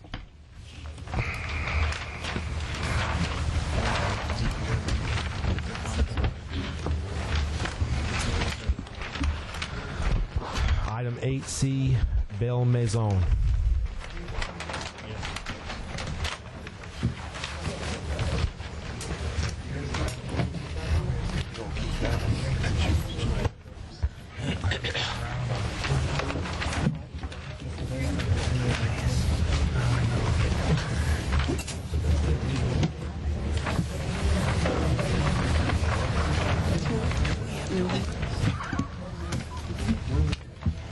Ellen Jackson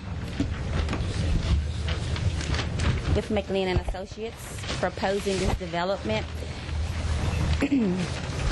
Belle Maison, these lots will be 1 acre or more with individual. You want to speak into the mic more, Ellen, please? Yes, with individual sewer. We received comments, and it appears that all of them have been addressed. There were some, at the end, the following items should be considered. One, the DHH should be contacted. We contact them, and that the lots are they are large enough. And the second one about the proposed dry detention ponds are only 1 inch to 1.5 inch. The developer will put that in his restrictions, addressing that particular one. And if, after talking to DPW, and we need to widen the right-of-way in the, not at the beginning, but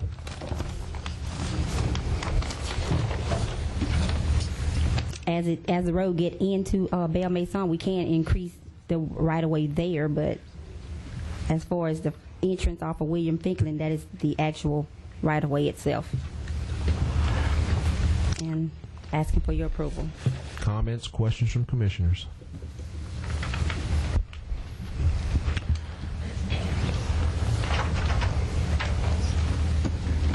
Okay, have you figured out how big a house they could possibly build on Lot 7?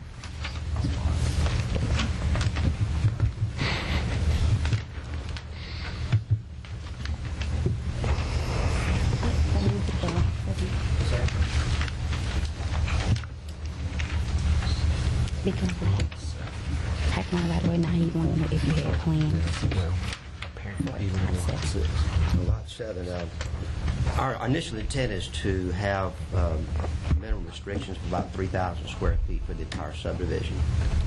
That particular lot, I've not specifically looked at that to see what could go on there. I know there's a servitude, gas line servitude that hits the back of the property, so it'll probably have to be a house constructed with more of a front-load design, or maybe even two-story, to meet the restrictions of the subdivision. It really doesn't look like just 7. You're going to have to be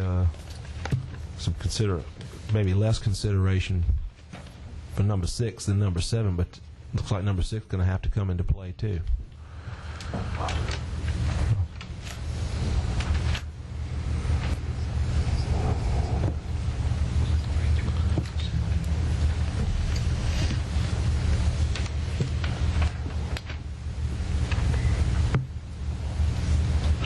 Michael, I've got a question. You may be able to answer this, you may not. The sewer effluent is going to run into the dry detention pond. Is that acceptable by the health department? And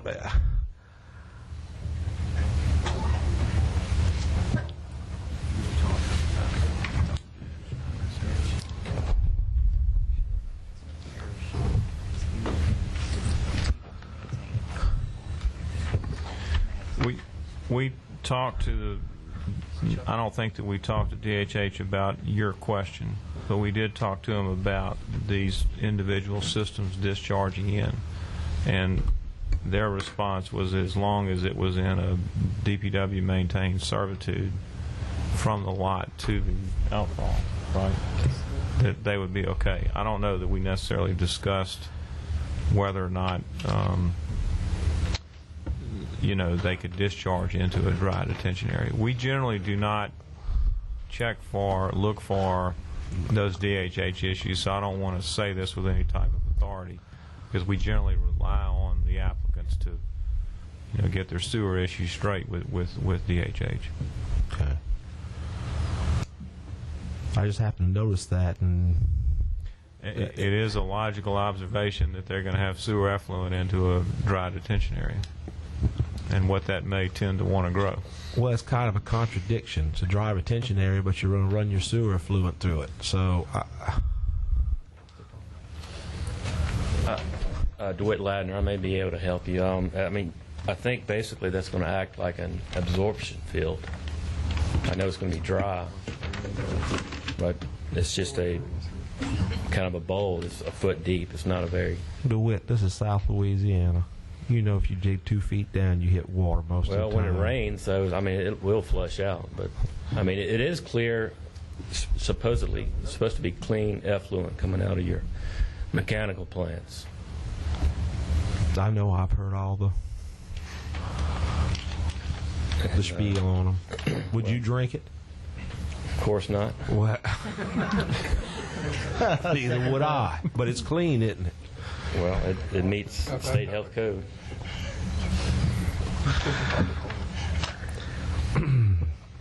But if need be, I'm sure we could continue that swell onto the outfall ditch, to try to get that out so it doesn't just sit there. I don't think that's a big issue to make that work.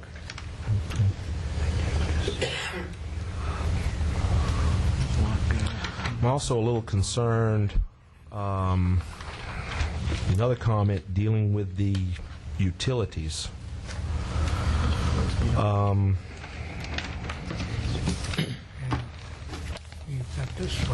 Looks like you're only going in with a 50-foot That's correct. entrance, which is going to be your only way in and out, but you're going to run your utilities in that too. Yes, we've gone over that issue with each utility company. I think electrical, gas, telephone. We have letters from them stating that they're okay with that. Knowing the section of the road that we have, 27-foot curb and gutter.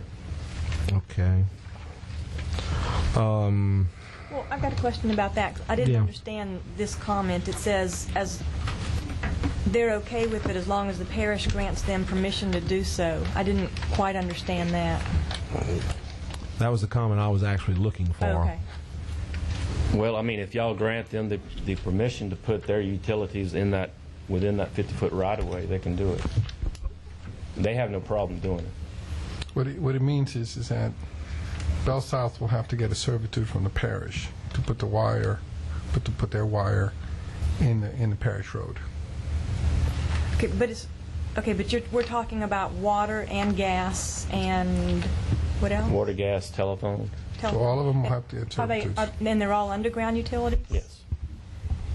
And the road itself has to be 40 feet wide, right? No. The road itself is 27 feet wide, Okay. back of curb to back of curb.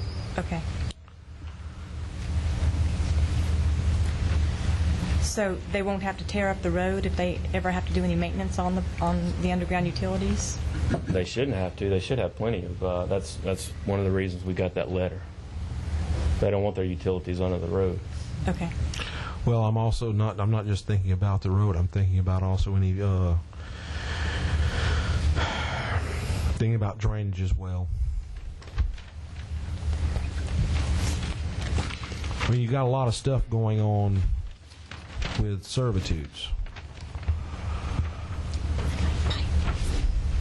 Well, it's a subsurface pipe. I mean, but at the same time, it still could require maintenance at some point in time. And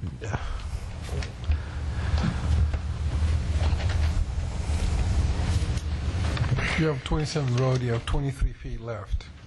I'm sorry? You have 27 feet, right, for the road, back Yes. curb, down, back curb. You have 23 feet left. The utility company in Bell South are going to require a 15-foot servitude.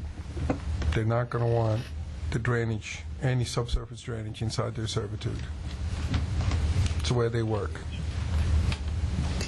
Okay. So. Well, we have that pipe is going to be on one side of the road. I mean, it's not going to be on both sides. Both sides. But if I put the back of curb on this property line and I come 27 feet over, I have 23 feet.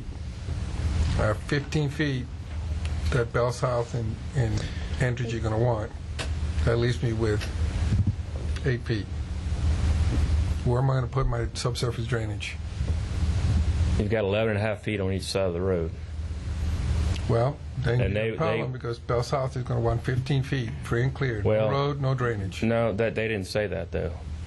Per their letter and per our conversation, they are aware of the road section and how much space is between the back of curb and the property line. did they specify a number? I don't think, not in the letters, but I mean, we talked about it. I'm going to say this to you. That's what I do for a living, and I'm telling you they require 15 feet. Okay, well, all right. All I can say is I've talked to them. I've got approval letters from no objection letters. I mean, that's all I can tell you. Okay. Other comments or questions from commissioners? Then I'm going to open up the public hearing on this item.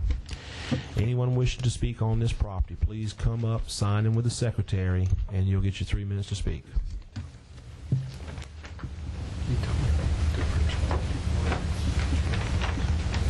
No one wishing to speak. Comments, questions from commissioners? I've got 2 comments. Ms. Jackson, number 1, this is legible. I appreciate it. And the second comment is, I appreciate that these are acre-sized lots. You know, we don't see that anymore, so I'm glad to see somebody's doing that. It is rural.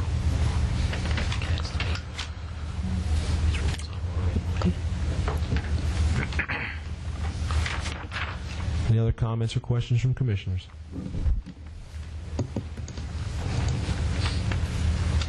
You don't happen to have the approval letters from the utilities with you? I do.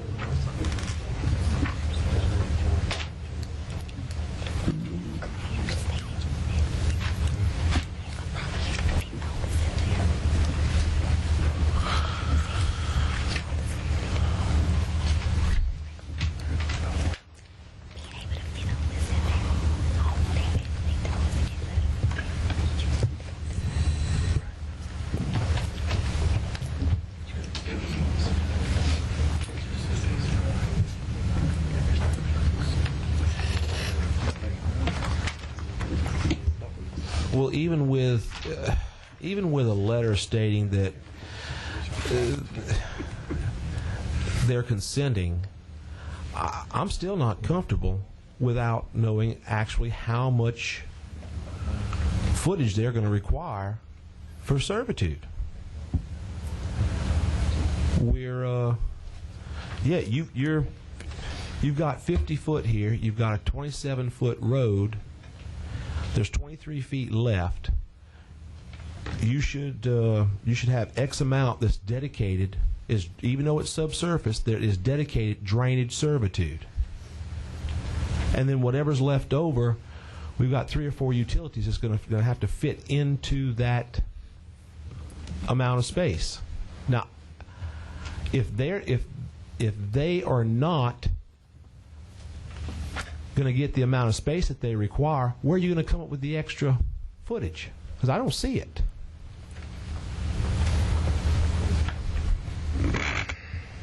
And just a general letter saying, yeah, we're okay with it.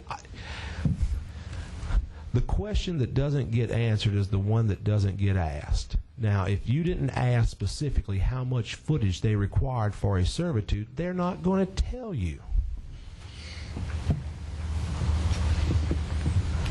Frankly, I'd like to see a cross-section of that 50 feet, how the road, the servitudes are going to lay out, to be honest with you.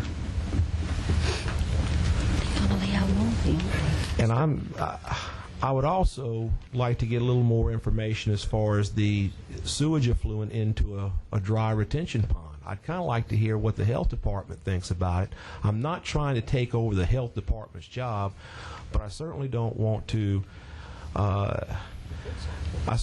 act like I'm taking it over by saying, yeah, go ahead and build your subdivision and just send the sewage effluent into the dry retention pond, and when it rains, it'll go ahead and clean everything out, and the world's a happy place. So even though I don't get to vote, I still do have concerns with these developments that come before us. Well, in terms of the effluent, I mean, like I said, we can slope a little swell to make sure that effluent does go out to that pipe, the control structure for the pond. And we can make that work.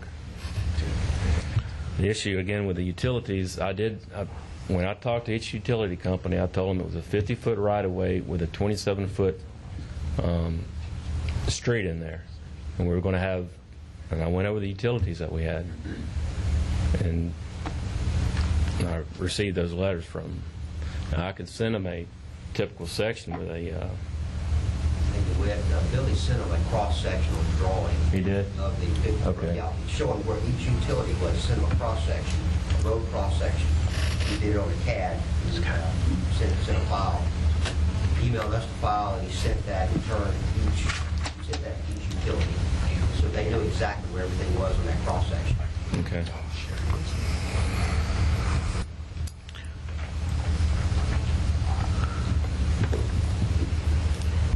Staff, can I get a little clarification? I mean, we typically see a 12-foot utility servitude. That's not, I mean, I don't have the ordinances here in front of me, but that's not a requirement going, but can that be in the all-purpose servitude like that?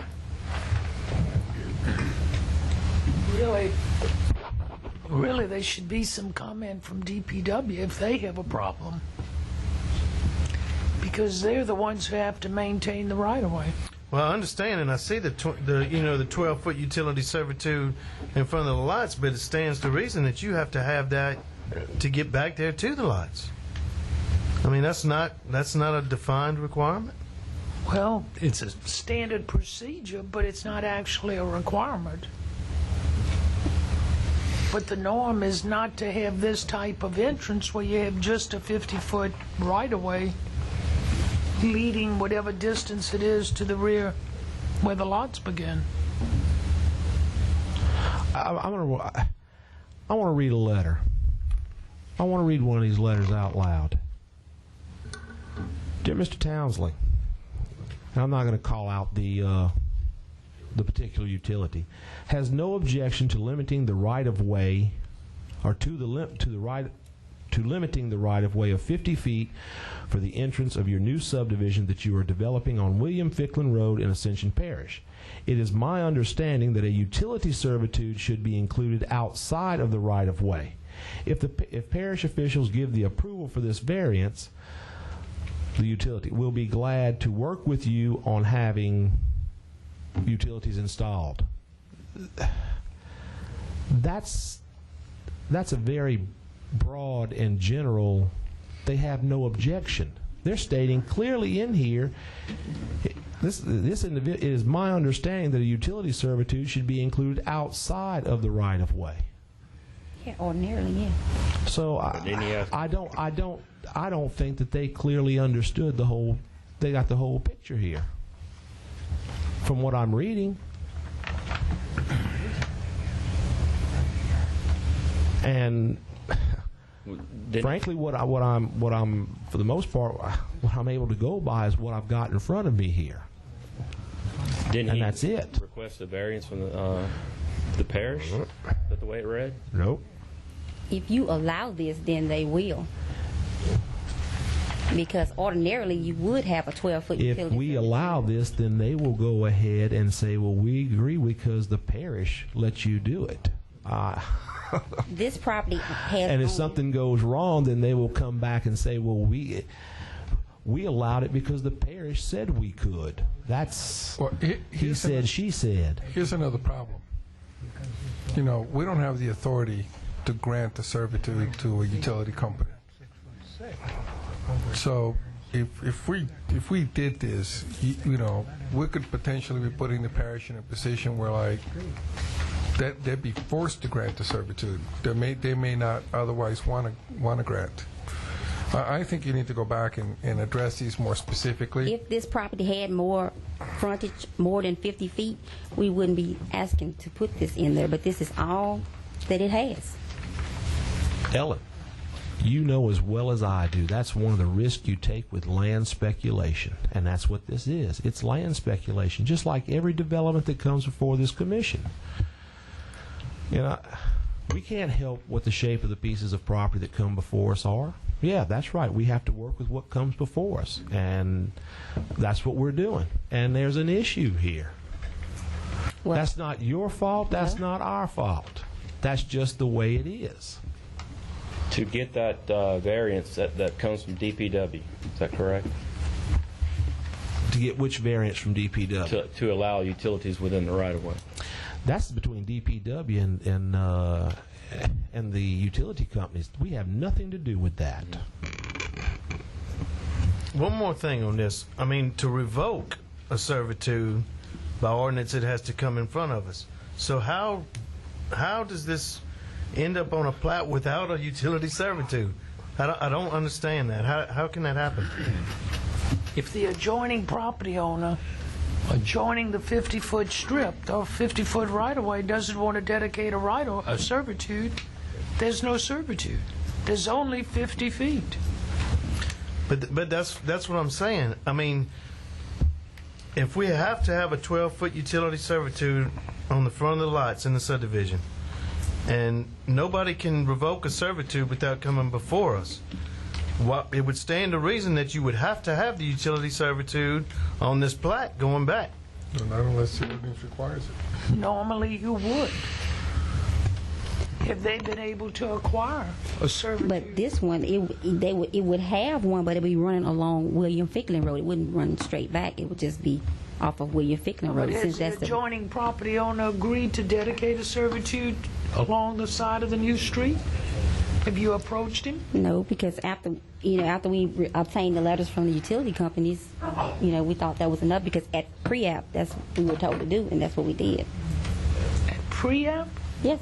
I don't remember that. Well, we discussed it, if Michael remembers, or it's on Sean. Let me About getting the letters from the utility companies. Let me ask you another question, a separate subject. Is there a particular reason why you took the cul-de-sac? I'm just still going back to Lot 7, taking the cul-de-sac and pushing it all the way to the northernmost property line, rather than holding it further south so that you could provide access to 7 and have a larger, more constructible. He wants to know why did you push that back I think there was a comment, for future tie-in. Oh, yeah, we have to go to the property line. Go to the property line in the back. We had so it. You can have access to the rear? Right, in case, I think there's two different property owners there with a property Large line right there in the middle. If this was considered to be a private road, would this be an issue, the utility issue, if the developer wished to set up a homeowners association or something? I'm just asking that. I think the answer to that is we have to look at what's in front of us right now. Okay. Have we had to have a public hearing? Because if it's private. Had so much discussion. I'm trying to remember now. I don't know. Did we? Okay. Legal counsel said we did, so we're good to go. If there any, I don't know if the commissioners have any other comments or questions. I'm just going to throw this out. I mean, the way I'm sitting here, you've got an affluent issue that I'd like to see on the plat. You've got a utility easement you need to resolve. I've got great concerns about approving a plat with a lot that I think we're just basically approving a subdivision that's going to force you to go to the Board of Adjustment, because you're not going to be able to build anything on at least Lot 7, possibly Lot 6. And I think you need to, resolve that. And I don't know that those are resolutions that we can do right here today. Would it be in our best interest if we asked to defer this without y'all having to vote on it? Okay. It's always your right to request a deferral. Keep in mind the fees are involved.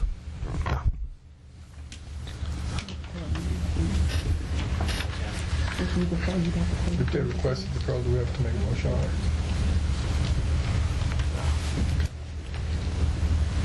We can, however, what you stated, it was going to be a evaluation of the issues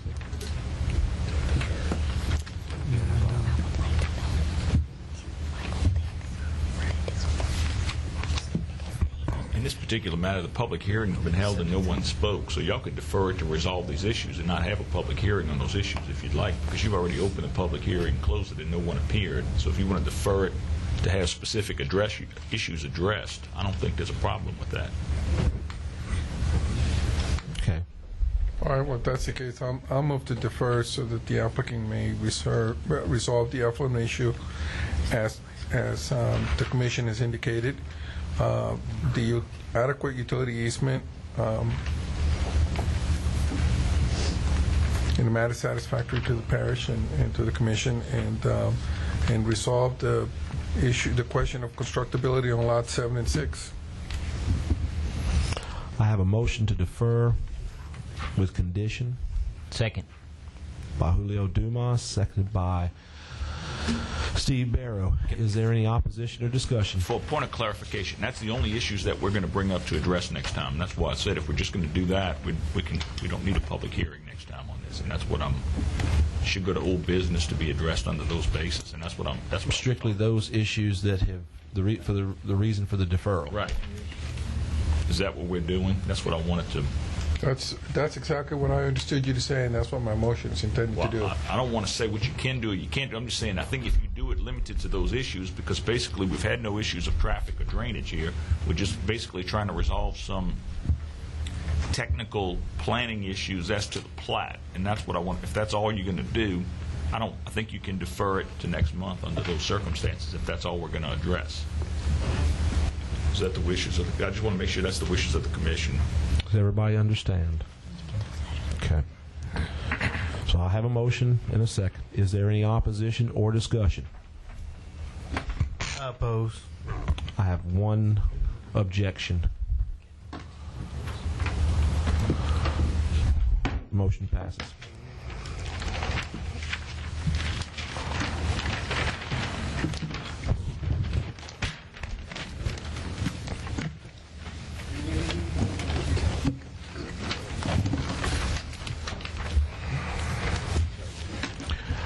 Item 9, public hearing for granting approval to the final development plan, Orange Grove.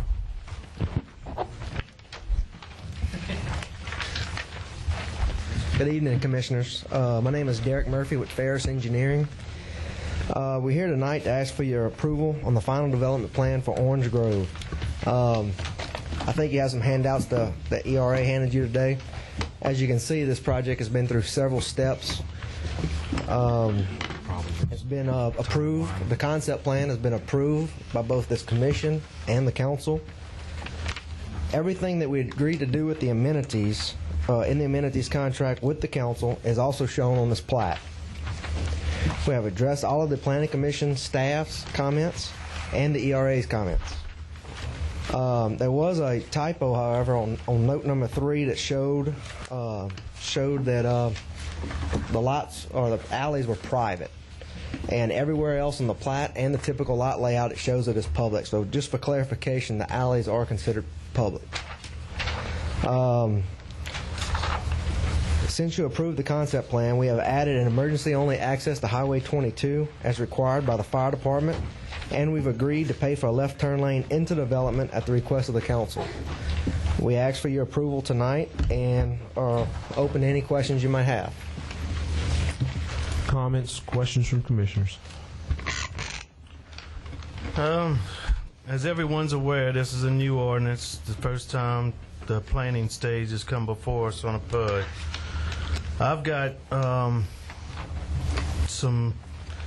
big issue with the fact that right now, as the ordinance reads, we don't have a final development plan checklist.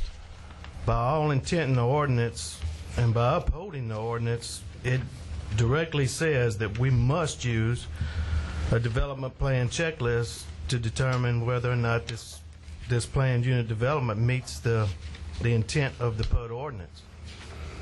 As of yet, I don't see a final development plan checklist. The commission doesn't have a checklist? No.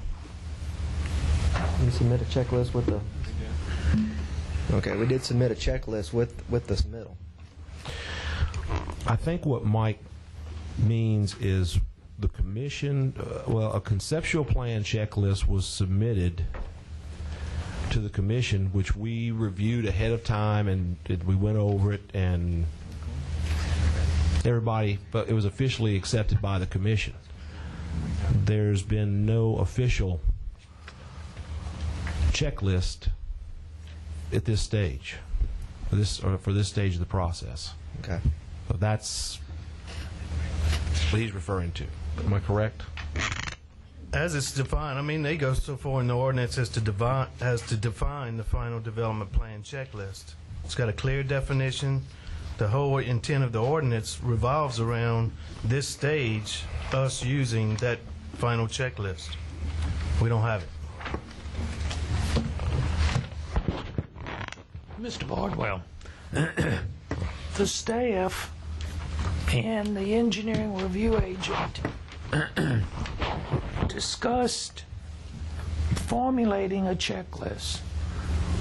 We decided to wait until after this first plan unit development went through to see just how it would work.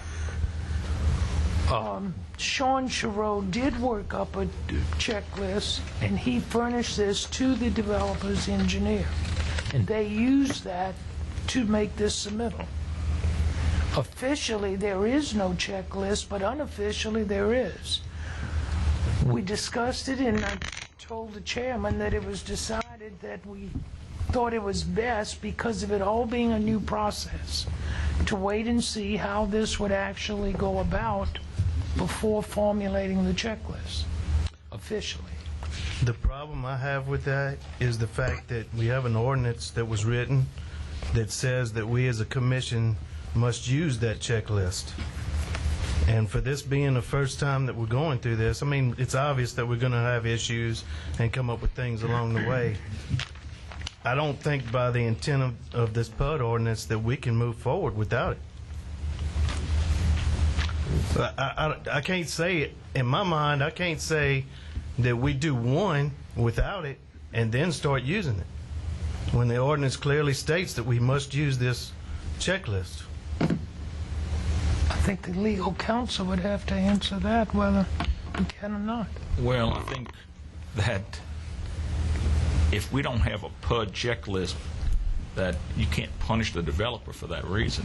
I mean, if he provided a development checklist by staff and ERA, and they use that, I mean, I don't think the what you're saying is, hey, we don't have our ducks in a row, so we can't grant you development. I mean, I don't think I would have to say at this point that during the course of drafting the PUD ordinance, and even into the point where we voted on it, and I think these will be reflected back in the minutes, several of us commissioners asked about the final development checklist.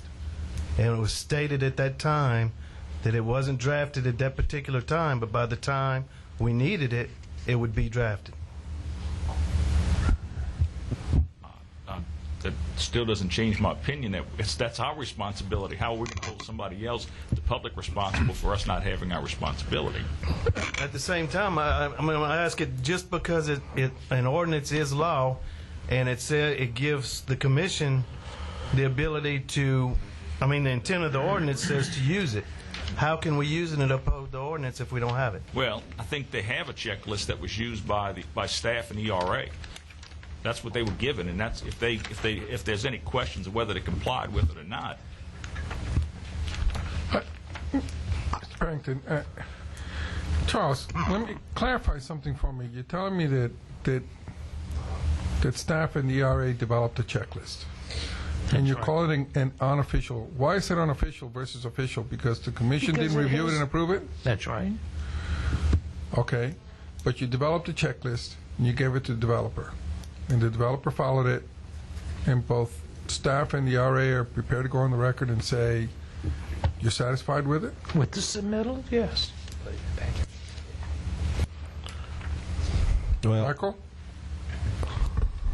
Yes, we're trying to read in the ordinance, there's a definition of a checklist that just says, it doesn't say the commission or the council has to approve a checklist. If it was the intent of the checklist to be part of the ordinance, then I think the checklist would have been in the ordinance. The general intent, as I understand it, is a checklist is something that's subject to change by the opinion of the staff.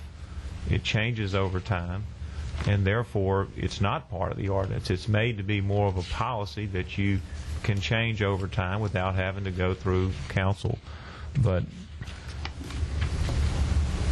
And It usually says, policy. I'm reading from the ordinance, the final development plan shall contain all information required in the final development plan checklist. We provided them a checklist. I think the issue that may be bothering some of you is that we should have probably submitted the checklist to you for approval before it went to them. In the interest of time, as this thing unfolded, we were developing the checklist. As Charles said, this is the first PUD that's come through. Yeah, and I'm not trying to put blame anywhere. My whole point is, and it reads in here for final development plan, the final plan of development for a PUD which an applicant's developer submits to the commissions containing those items described in the final development plan Definition. checklist. Right, and that's been done. It doesn't say the commission has to approve the checklist. It just says a checklist has to be provided that they followed, and they did. That's been done. How can we as a commission know that we're looking at everything without seeing a checklist? That's why we have a professional staff. Well, at the same time, Michael, I think, I understand the concern. My whole thing was that it was told to us in the beginning of this ordinance that we would have a checklist to go by on this. I mean, that was stated from the beginning. And that's my point in saying that I don't have a checklist in front of me. Well, I understand. The checklist was not generated at the time the ordinance was drafted, for whatever reason. And generally that's left to the staff to do, and which was done. The issue is, for whatever reason, it did not get communicated to the commission. But we did provide him a checklist, and he did comply, and we checked to make sure that he followed the checklist. You just don't have the, and I presume if there were items missing, that they would have been pointed out in the review letter.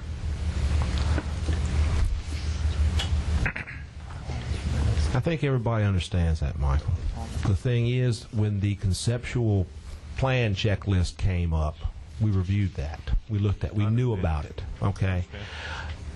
I mean, there's other point. You see, this is the reason that when all this first came about, this PUD ordinance, I said the very first one, we don't need to move fast on it, because this is going to be a new process for all of us.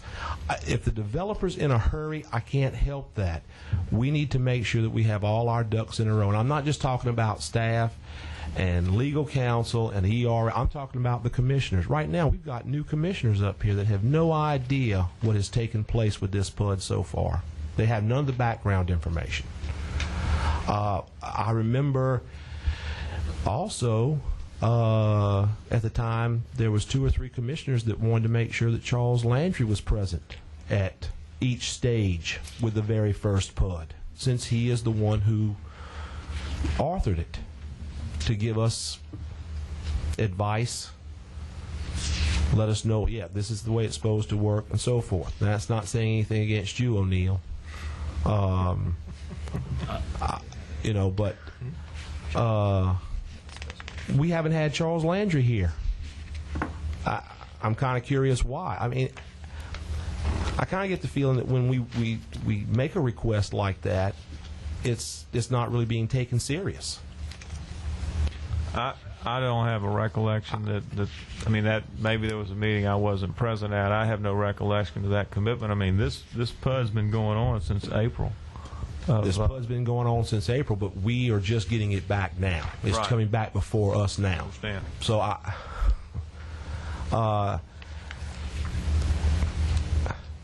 this is one of those issues where, especially with, in light of all the controversy recently with the PUD ordinance, once again, it's prudent for the commission to move cautiously and slowly. Developer can get in a hurry, but with this right now, we don't need to move so fast. We really shouldn't have to. Yes, you should. It's there. You should move timely under the ordinance, and you just can't delay something because you don't feel comfortable with it. The ordinance is the ordinance, and that's what I'm suggesting, that you don't get to delay things. We have time limits and ordinances, and that's why why it's here. And I did not specify delaying indefinitely, O'Neill, but we don't have to rush. Okay, I mean, we can handle this stuff. We should have, really, you want to know the truth? We should have had a workshop meeting before this thing came back to us to go ahead and say, okay, this is what's happened with it so far. This is what has to take place next. The commission is not being considered at all with this as far as I can see right now. What we're being done is, here it is, you need to make a decision based on what you got in front of you. And that's one of the reasons why there are a lot of people in this parish that think we do nothing but rubber stamp. All I'm saying is we have a new ordinance that we're dealing with right now. We're going through a process for the first time. Now, I don't like the feeling of being put at a disadvantage, and I'm going to tell you right now, I kind of have that feeling. Now, you can say what you want as far as the law. What I'm saying is I get the feeling of being put at a disadvantage. Well, I'm the legal advisor. I just think you need to follow the ordinance, and that's what I'm... Nobody said we haven't followed the ordinance. All I'm saying is, why do we have to get in a big rush? Because it's your responsibility to follow the ordinance. That's what the pledge you took when you did this, is to go ahead and follow the ordinance. At what point did I say I wasn't going to follow the ordinance? I didn't say that, but I'm saying when somebody submits their project, we have to be ready to act on it. If we don't have our ducks in a row, it's not someone else's fault. And I'm not placing blame either, but everybody's got a right to follow their concept. We follow the rules, and when they follow the rules, we can't just say, "Oh God, we don't have this one, so we ought to not be able to act on that one." We got to tell somebody go sit down because we're not ready. I don't think that's legally the way you handle these things. Well, and I don't believe anybody said that we weren't going to hear this tonight. We're bringing up a concern, an issue that needs to be brought up. And I agree, because there's some other issues that I would like to address regarding the PUD ordinance when we get to the subdivision rules that I want to make some recommendations. I'm not disagreeing with you on that. I mean, it's just a situation where, yeah, we're going through this for the first time. We want to make sure that we do this right. And I think from a legal standpoint, you want to make sure that we do it right. And that's why I've read the ordinance about 4 times today, to make sure we do. So, and I do understand Mike's concerns as far as having the way it reads. Or the way I read that was my whole point. Is when I'm reading it, it sounds like the commission should be following a checklist that's presented to them, and we don't have that. Except that the staff has used a checklist, and that's and that's what they relied on. I mean, maybe under the strict wording, you think you need a checklist to go through, but I don't think we go through a checklist on every development that we do, and there's tons of checklists on subdivisions.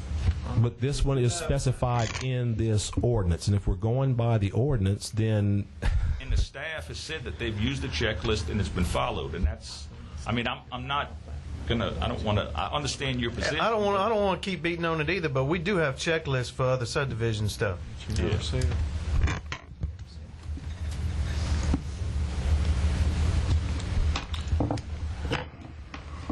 For my benefit, would you mind walking me through the changes that you made from the plan that was approved by the Planning Commission and the plan that was approved by the Parish Council? For the Parish Council, granted, it was the concept plan, which showed circulation and so forth. As far as the lot configuration, the overall configuration, from what you might have seen before, is pretty much the same. Some of you have known about some of the changes. We had townhomes in the first, we had 300-something, 352 lots. We're now 333, as discussed when we had the conceptual plan in front of y'all. Most of the changes are, if there's any, addressing comments by the ERA and that kind of thing, or ease of construction. We did move the treatment plant closer to the phase 1 and that kind of stuff. And that's really the majority of the change. I mean, we stuck really close to our original plan that we submitted at the beginning. Any other comments or questions from commissioners? I just had this is another point of clarification on, and correct me if I'm wrong, you said that alleys were going to be considered public? Yes, sir. Is an alley smaller in width? It's smaller in width. It's a 20-foot public right-of-way. Okay. Typically, I mean, based on what I've seen in these, alleys are usually behind or rear access to a a lot or a home? Yes. And usually you have a public street in front of it? On occasions, I mean, it can be either way. Or I've done developments with both. According to Ascension Parish ordinance. According to the PUD ordinance or the subdivision ordinance? Well, I realize that we may not have that clarified anywhere right now, but okay, an alley is a smaller street, and I want to make sure that, you know, if that is a smaller street, that, you know, basic services can still occur there. We are supplying servitudes on the alleys, both sides of the alleys, to make sure that utilities can get in there.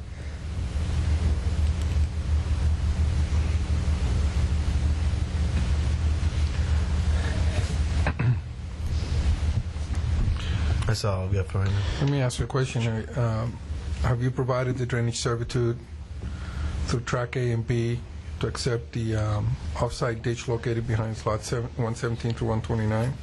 Yes, the intention was always there. It was just a matter of depicting it and clarifying it. The intention was always to have a servitude cut all the way from the off-site drainage ditch along those lots on 22 all the way to Panama Canal. It just wasn't depicted. As you can see, there's a lot of hatching and that kind of things, and we had to, you know, as in the line needed to be extended. We did that. We addressed that comment with the ERA. Mark, are you satisfied?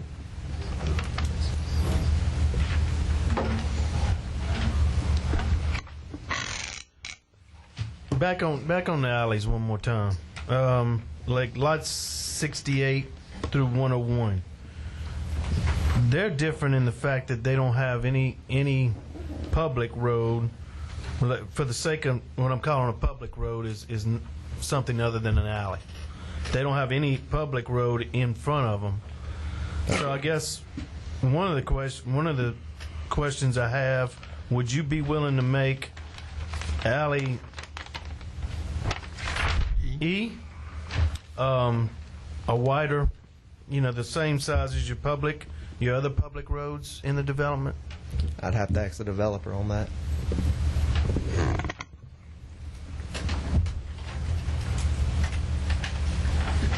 Mike, what's the numbers? 68 through 101. Outside portion.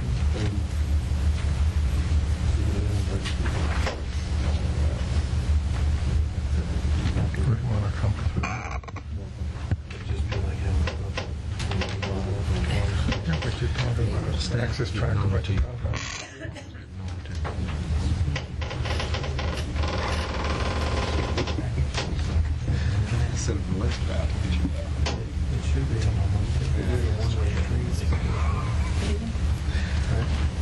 you do it again, it's a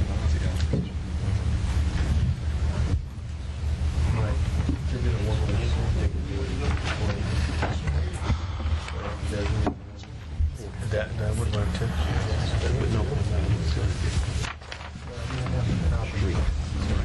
Yeah. 9 out of a bunch of final plans. Servitude. Yeah. No, I'm saying make it the same width as the public as a stand.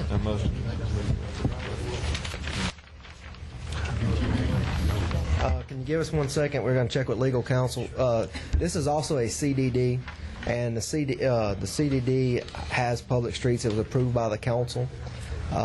It's a special provision on this project, and it's the CDD is actually is another part of this. Is funding and bonds were involved and so forth. I'm not sure all the ins and outs of the CDD, but some of this was already dedicated on the CDD on the public. So, looking at the legal ramifications. Well, while we're doing that, let's look at another. Okay. The off-street or minimum spacing between offset street intersections is supposed to be 125 feet, and I don't think you meet that. That's right. Carrollton Court and Alderman Court is closer than 125 feet. Yes.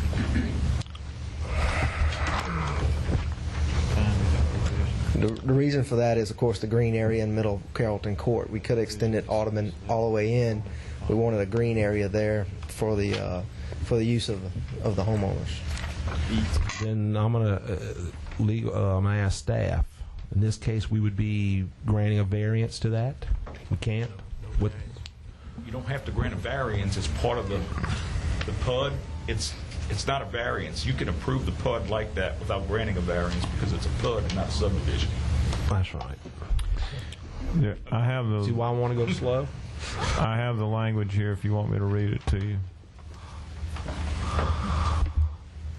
Okay. In its establishment and authorization as a special zoning classification, the PUD may be accepted from the provisions of the subdivision and site plan regulations and of the zoning ordinance of Ascension Parish to the extent specified in this ordinance and in the final authorization of the planned unit development as specified in an ordinance approved by the council. So what that's saying is that you may choose to make exceptions to the ordinance based upon the final development plan submitted. In other words, what you see is what you're approving. You have the right, you may accept provisions of the subdivision ordinance.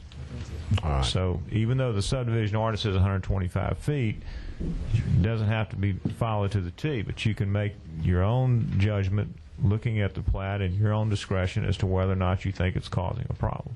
All right. But that's why they can propose alleys. That's why they can do all these things.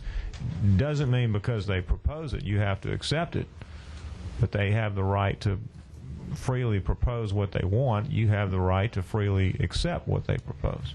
Okay. Thank you. Hope that helps you. I wanted to make a comment before we go too much further with my discussion on that public street for lots 68 through 101. Scott Courtwright made a suggestion, and the more and more I think about it, the more and more I think I like that idea about making that alleyway one way, because I realize you still have lots 84, 85, so forth, all the way to 79 and 90 that already front a public, what I would consider a public street with an alley behind. So I don't know how the rest of the commission feels about that, but rather than go, that's another option that I would. I think that's an excellent suggestion. I'd have to support that. We have no problem with one-way alleys. That's not a problem. And we would put the proper signage as required by the ERA to make sure that happens. So you still saying that you want to? I would retain that as an alley? Yeah, retain it as an alley with one way. Put this alley one way. With one way. And designate the one way. As you can see, Carrollton on here is already designated as a one-way, and it's a full-fledged street. That's the inside court. I want to go back to the 125 feet required whenever you have a jog. Charles, this may be a question to you. What's the purpose of requiring 125 feet? It's for safety purposes. So you have enough spacing to make the turns? I'm wondering about school buses. Is this something, the way it's laid out here, is this something that would affect a school bus? If we don't require the 125 feet. Well, in this case, we do have a lot of, it's a lot of open road right there. Just looking at it, I don't see a problem with school buses getting in and out of there. Well, it might be a problem if a school bus wants to go down Audubon Boulevard and then get to Carrollton Court.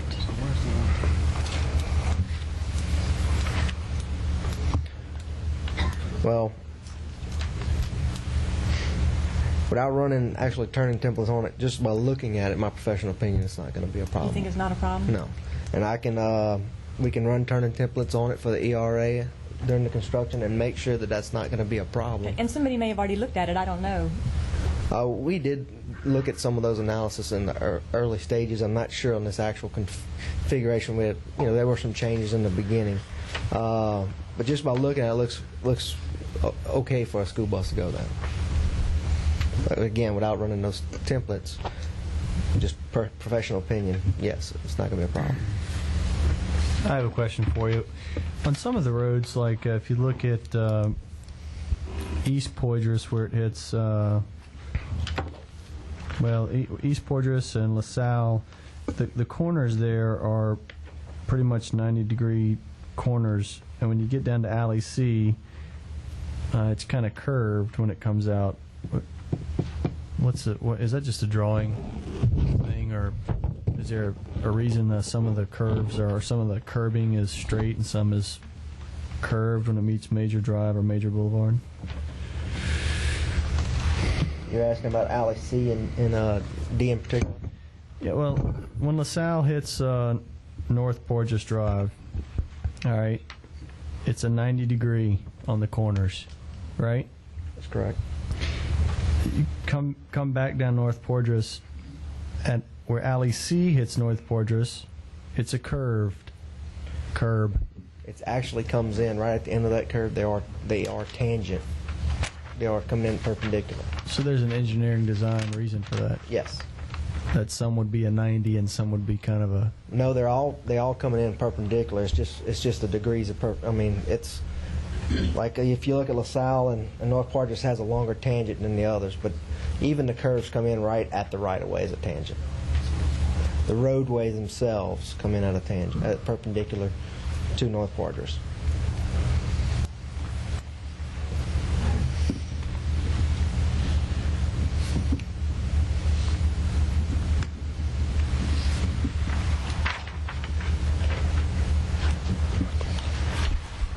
It looks to me like the way you've got the alley depicted, with what Commissioner Cartwright's pointing out, is that you have a line of sight angle cut off on the corner. An easier where on the turn. major right-of-ways, you don't. That's what it looks like on the drawing. And that's probably because the alleys are 20-foot wide versus a street At being 20 50, and you can turn a little easier. That's correct. You're looking at 20-foot right-of-ways. You know, houses are a little bit closer together in those. So we do put that line of sight in there, and it's also makes it easy for construction and so forth. Between lots 222 and 223, and 244 and 243, and there are others like that throughout this property. That's a common tract. It's called Tract H on this diagram I'm looking at. Does the developer have the intent to fence that area off to keep people out of those yards or whatever? How are we going to keep pedestrians on the walkway and not going up into the yard and that kind of thing? Is that? Well, I assume those lot owners or the builders themselves will pull up the fence on the individual lots. It hadn't really been discussed about fencing all the common areas. Well, you're actually going to build a sidewalk or we're going to build. Yes, we're going to build the sidewalks. The developer will build the sidewalks around the lakes, and I believe they're also going to build them on. And the developer's also going to build them on the lots. So we will have a continuous trail once this is developed.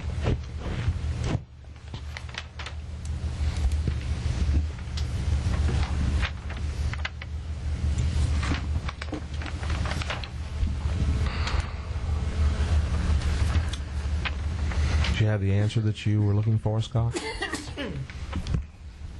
Yeah, I'm just thinking for if I lived in 222 or one of those lots there and somebody was walking their dog and they walked through my yard, I might get upset, or, you know, my wife was coming out of a shower and somebody walked by, you know, so putting a fence up might be a good neighborly thing to do for the developer. Sometimes the homeowner will. I'm just thinking, if I lived there, what I want to see. I know I brought up during the conceptual phase the entrance having all of those live oaks in the front, and you guys are working to do something there and preserve as many trees as you can there. It's a huge amenity as far as I'm concerned. We actually been working with John Adams, who is a arborist, and we have some recommendations, and we're saving as many trees as we can with the development. We're saving a large portion of these oak trees in the front, and we worked with him on fencing and mulching and that kind of thing, and that plan is going to be put into the construction plans. When I say put into construction plans, it's going to be put into effect before any construction even gets started out there. I'm not sure on how the whole plan, you probably know more than me, but they're probably going to, he's talking about air hammering on the side of the right-of-way and that kind of stuff to protect the roots and that kind of stuff. So, well, I point that out because I want to tip my hat to you guys doing that. There's a lot of developers that don't do that. We don't have a landscape ordinance in Ascension Parish, and that's going to change, but that's a good thing that you're taking care of some of that vegetation that we can't replace, and planting some of the other things that are out there landscaping-wise can't replace a large live oak tree. So thank you for hearing my concern and working that out. Thank you. I have a question for you.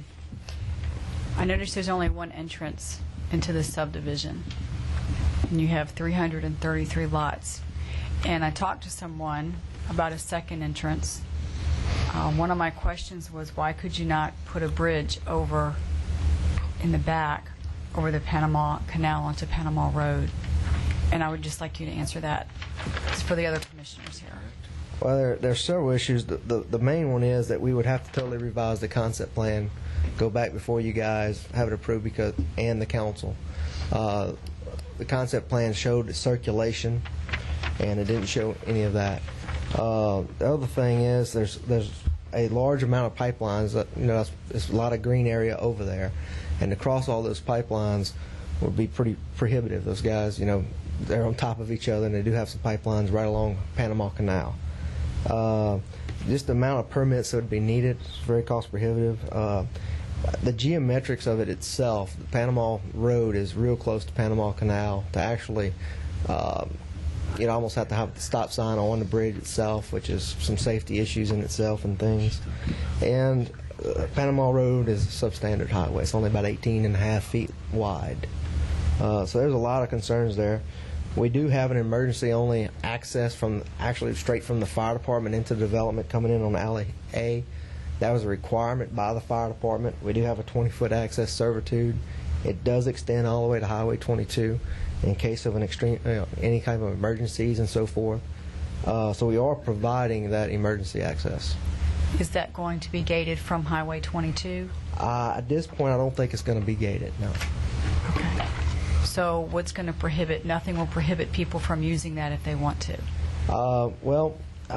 We are right now considering it as a limestone drive because we know paving promotes use. So it's in there only for emergency purposes.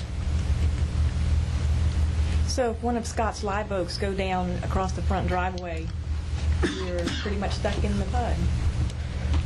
Well, hopefully it'll be moved very quickly, or they could use, that would be considered an emergency, and they could get out using the access servitude. How does the other access connect to any roads that would be in the subdivision? Hang on 1 second. I have an exhibit showing how it comes in.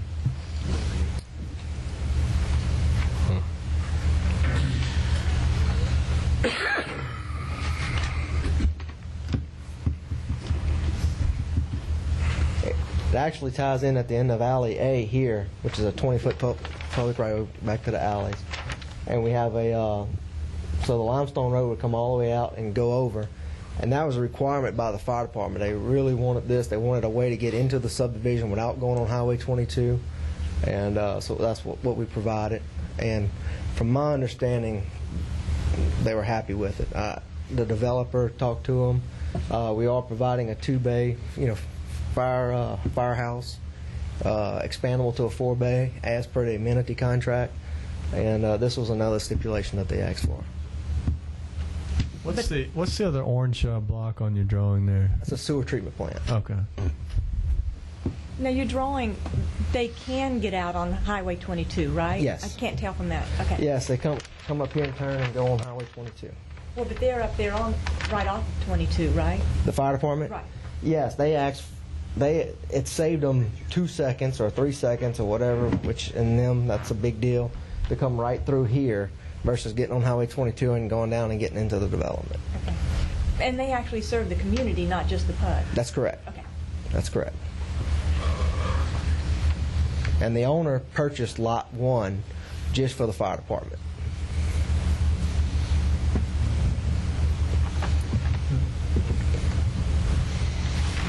Any other comments or questions from commissioners?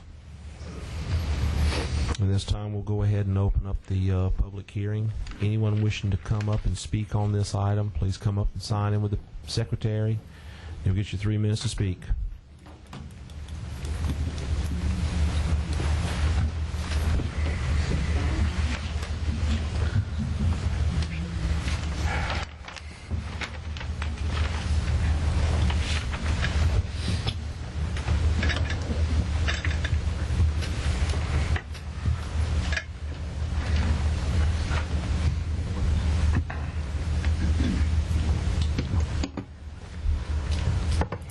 My name is Jackie Bates, and I have an interest in the Orange Grove area. I was notified through mail about this final notice, but I'm wondering if there was ever a preliminary notice given, because this is the first that I've known about it. So, my question is, do you have a final hearing? Then the developer come in? Do they ever notify the owners or try and notify the owners? Adjacent property owners are usually notified. Now, I don't have the list from the last public hearing of the adjacent property owners to know, but they're notified by certified mail. But Okay, that is adjacent property owners. Now, I mean, so I should have been notified more than this final notice? I'm not sure you're talking. Are you adjacent to the property? Yes. There was a public hearing previous to this one. I can't remember the exact date when it Mr. came. Chairman, excuse Go me. ahead, Charles. Under the PUD ordinance, this is the time that the adjacent owners are notified. Prior to this, it's just a public notice. Is it? A public notice published in the paper. So for the joint sessions of the Planning and Zoning Commissions, when we made a recommendation to the Parish Council, adjacent property owners were not notified? As far as I know, no, sir. But there was a public notice in the journal. Notice. Yes, sir. Which would be your local paper? Yes, ma'am. And if I don't get your local paper, O'Neill? There was also public notice of the conceptual plan before the parish council. It says, and it's also a public hearing also. And the recommendation goes to the parish council. It's also public notice published in the newspaper, as it is when it's done here. Right, but I assume since it was a public hearing, adjacent property owners were notified. That's not the ordinance. I missed that part of the ordinance, but I assume that's what was taking place. So apparently that's not the way the ordinance reads. So yes, ma'am, this is the first time you're being notified of this. As far as being sent personally notified. The other two times when it came before us and then when it came before the council was strictly a public notice in the official journal. okay, so after this meeting tonight, will the developer, anyone notify you, or they just go on with their actions? There'll be trying to remember, the next step is still a public hearing, isn't it? As far as the final go ahead, Lance. Michael, we notified them for the conceptual plan, and the property was posted. We followed it just like it was a zoning change. You notified them through certified mail? Yes, ma'am. I can assure you I've never received any certified mail. So you would have like a return? Yes, ma'am. Okay, so who would I get with to? You can get with me. My name's Lance. You can get with me or Miss June. Excuse me. I'm Jackie Friendly. I heard you say this was fairly new to the parish. And my question is, what is a PUD? Planned Unit Development. Planned Unit Development.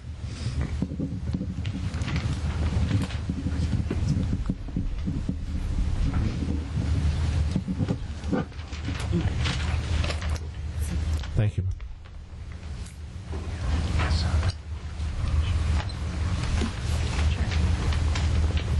No one else signed up to speak, Lance? Charles, no one else signed to speak? All right. Any other comments or questions from commissioners?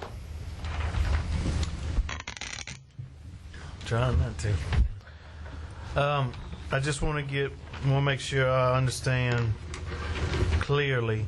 A checklist was developed, and both staff and ERA ensured that the checklist was followed in this PUD. Yes.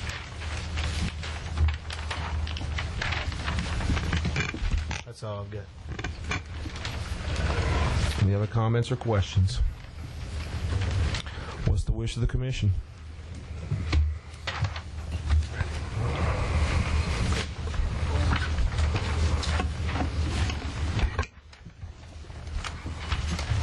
I'm going to move approval for the plan as proposed, subject to the development order that was approved by the Parish Council. Would that be correct, Neil? Subject to what?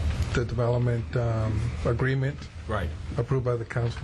And also, didn't you have a contingency of a one-way, making an alley one-way? Oh, that's right. And the contingency for alley E to be one way. Thank you. Have a motion to approve with condition by Julio Dumas. Wait, I'm sorry. Wasn't all the alleys supposed to be one way? No. Only alley E. I'll make a second. A second by Scott Courtwright. Is there any opposition or discussion? I'm opposed. I have one opposition, Sherry Slyman. Motion passes. Thank you very much.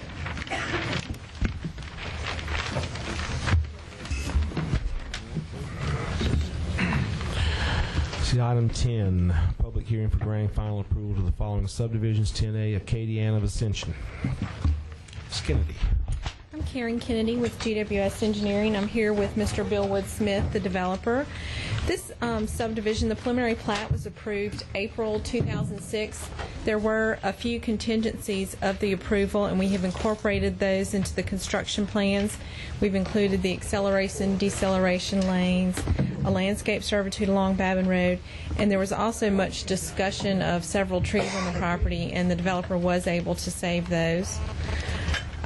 We've addressed all the ERA comments. We did expect to have construction complete by this time, but as you're probably all aware, it is not complete. Due to the inclement weather we've been having, they were not able to keep on the schedule that they originally had. So we're requesting approval contingent upon completion of the construction, the final inspection, and addressing all ERA and DPW comments. Comments or questions from commissioners? Yeah, is this project bonded? You're not planning on coming and bonding No, we're this? not bonding this. We're just going to requesting approval contingent upon completion of the construction. When do you anticipate finishing it? I believe we're about 80% through, so as soon as it dries up, we just have, I think all we have left is the roadway base and the asphalt, so that could take 2 to 3 weeks if we get good weather. Do you know any? I know where we are. I met with the contractor before the meeting tonight. We have to do soil cement and asphalt, and then we have a few, we have to clean the mud out of the sewer manholes, and basically that's it. Of course, we're going to have to schedule a final with Mr. Sanji's office and Boxcar and go walk it, make sure it's all right, because I want to make sure it's right before we're finished, so we'll be done. And that can all be done in 30 days or less? If the weather's good, it probably can be done in 2 weeks. It's the little detail stuff. We've done most of the big stuff. Now, we do have to let the soil cement sit there for 7 days.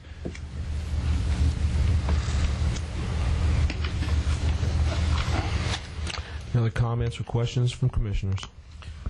I've got one question about the ditch that's going to be running. If there is a ditch, I tried to go out there. It was a little too wet. But the ditch running on the west side of the development.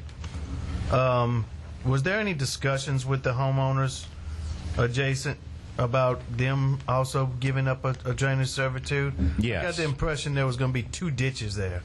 Well, okay, yes, there's been discussion, but there hadn't been action.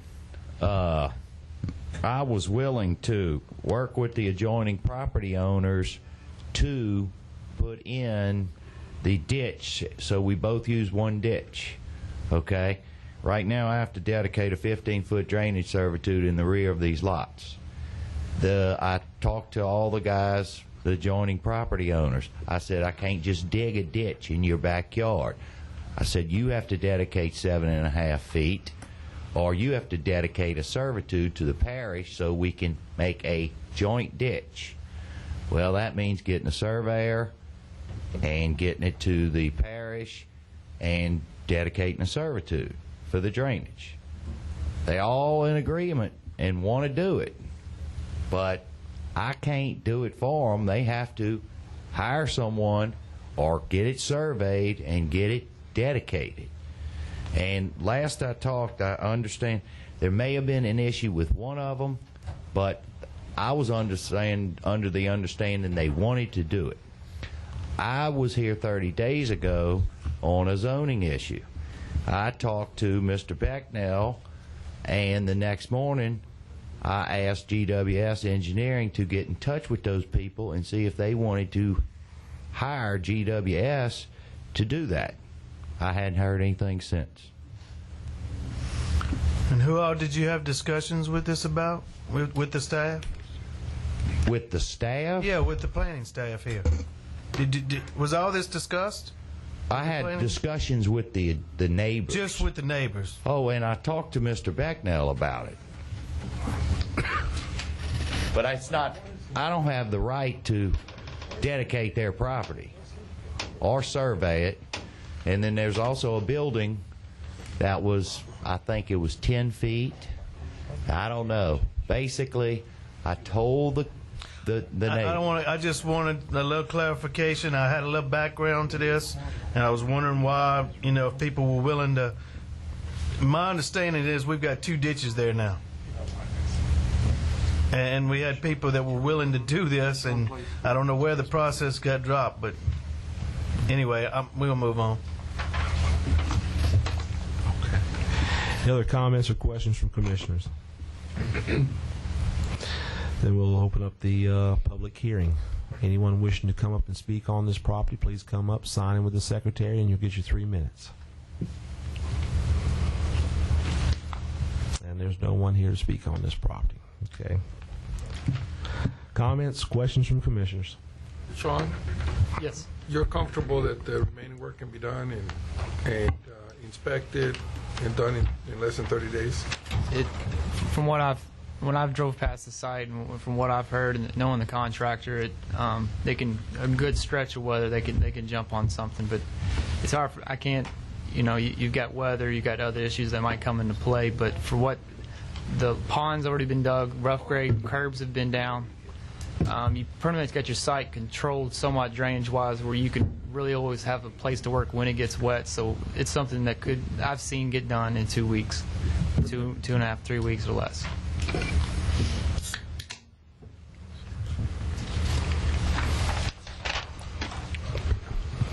Bill Wood. Yes, sir. I brought this up at the preliminary about, was it Leon A. Babin Road? Yep. Coming off of 621? Yes, sir. Is it possible for y'all to go ahead and, even though it's not butting up to the property line, at least show it on the plat that it is close there, that it does exist? Because it is a public road, and even though it's, That's fine if Karen can do that. Yes, sir. I think Karen can handle that. Asking about this double ditch. Any other comments or questions from commissioners? Debate. What's the wish of the commission?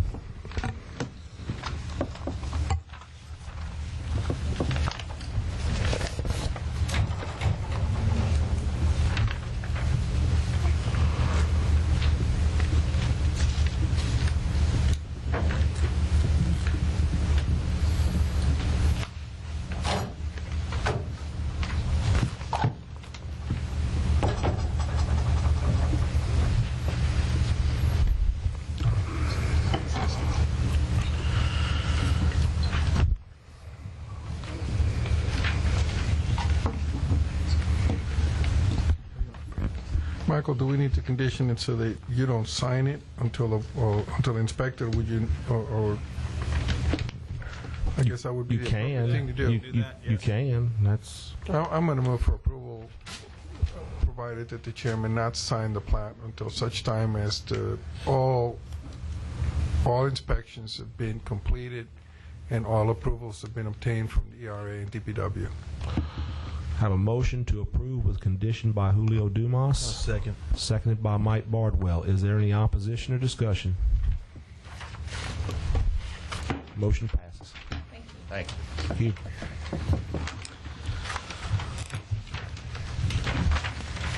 Item 10B, Essen Terrace.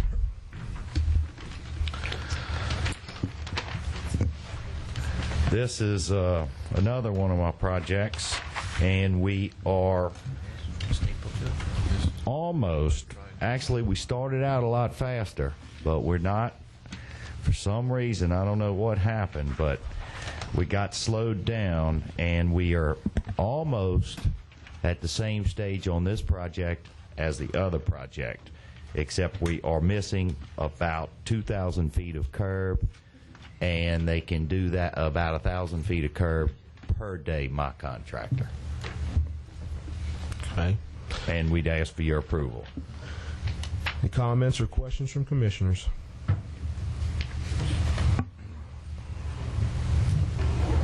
Sean, I'm going to ask the same question. Yes. Contractor, he can move. And You can get this thing done, be done, less than 30 days. If you got a good stretch of weather for this, yes, they can. I've seen projects this size or a little bigger get done in 2 weeks. Do they call on all their troops to get one subdivision done, or a little at a time? It's something they can do, and the developer will stay on them to make sure they're moving as fast as possible. Thank you. Karen, I guess this question would actually be for you and Bill Wood both. I'm trying to remember everything that from the preliminary right now. I don't have my notes with me, but I went out there and looked at the property several times, and I was looking at the culvert coming across Duplessis Road. Looks like you got some catch basins out there for your drainage. You're also taking the water across the road from Silverstone. All that's going back, or I couldn't tell after it hit your catch basins. I couldn't tell where the water was going. It's like you've got one catch basin where it comes across the road, and you go down. There's another catch basin. I was trying to figure out just where the water is going. Is it going toward Lake Triton? Everything is routed into the detention ponds and then ties into the Lake Triton subsurface system and then their pond. Okay. That's what I thought. I thought it was that you tied it into Lake Triton, but yes, we have tied into Lake Triton, and all of the Lake Triton drainage facilities are in place, including the pond and the outfall. Right. Okay. Any other comments or questions from commissioners? And we'll go ahead and open up the public hearing. Anyone wishing to come up and speak on this property, please come up, sign in with the secretary, and you'll get your 3 minutes to speak. No one to speak on this property.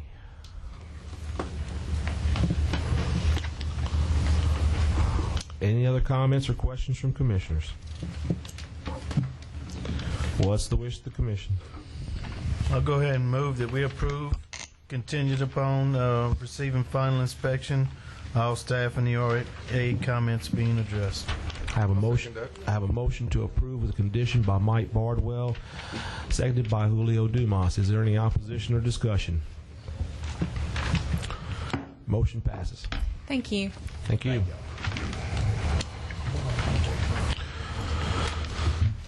Item 10C, Prairie Village Acres, second filing.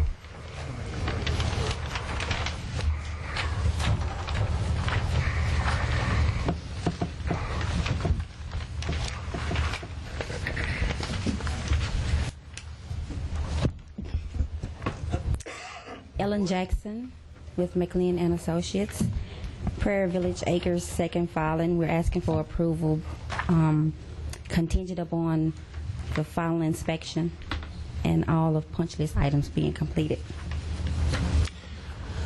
Comments, questions from commissioners?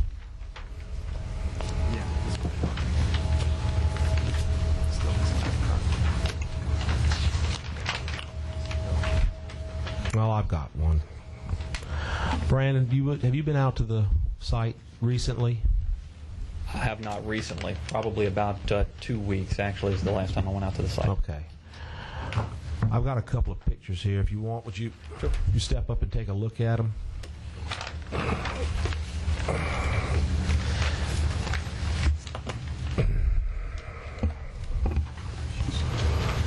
Is that pipe coming from your sewer treatment plant?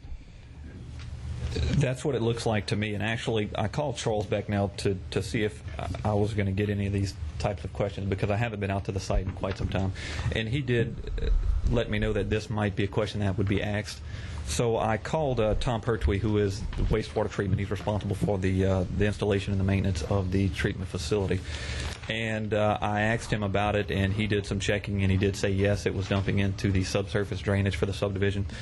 So I told him, that we needed to get verification from DHH that was an acceptable means to transport affluent. And he in turn called Mr. Stephen Davis with DHH, and this all happened today. Mr. Davis said that there is no health risk for this happening. Ultimately, this outfalls into the retention pond and out from there. So he assured me that there was no public health risk. I know this situation came up earlier today, and I don't think he would have a problem drafting a letter if you would like to see a letter before. I think that would be prudent to submit a letter. I don't think you'll have a problem doing the it. phone call that I made to DHH and kind of gave them the same scenario, I didn't get the same answer. Really? It wasn't they didn't really recommend that. That wasn't. I didn't specifically have the conversation with him. Tom Pertwee did, because I told him that we would be facing this.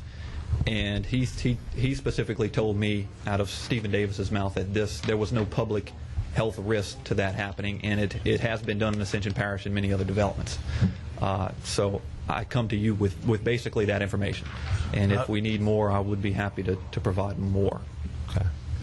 I'll say this: I don't recall ever seeing a subdivision approved that goes through subsurface, the effluent from the sewer treatment plant going through subsurface drainage and then out to the retention pond that way. I don't ever remember seeing anything close to that. And I don't know. I mean, I can't speak specifically on that. I'm just going off of what Tom Pertwee and Stephen Davis have said, that this has happened before. So basically, that's all. They may have been referring to older subdivisions too that were allowed a little more leeway. Quite possibly. Quite possible. I don't recall.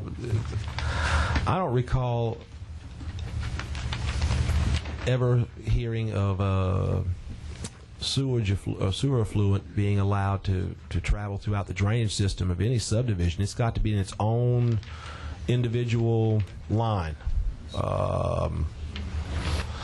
not running through the drainage system of the subdivision.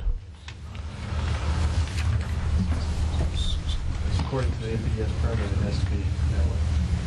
It does have to have its own line, independent of the drainage system? EPA, NPDES, or LPDS permit for discharge typically requires that the effluent is sampled and monitored as a standalone discharge point, and the stormwater processed water, whatever the case may be, facility, subdivision, whatever, it gets its own delineation. So typically it's a standalone situation. In my 15 years of consulting, I don't think I've ever seen a commingling situation either.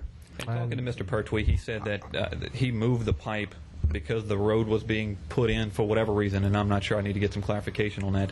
But he seemed to feel like it can be moved back to the way it was. So I guess I'm petitioning you, if the commission does have a problem with this, then let me address it.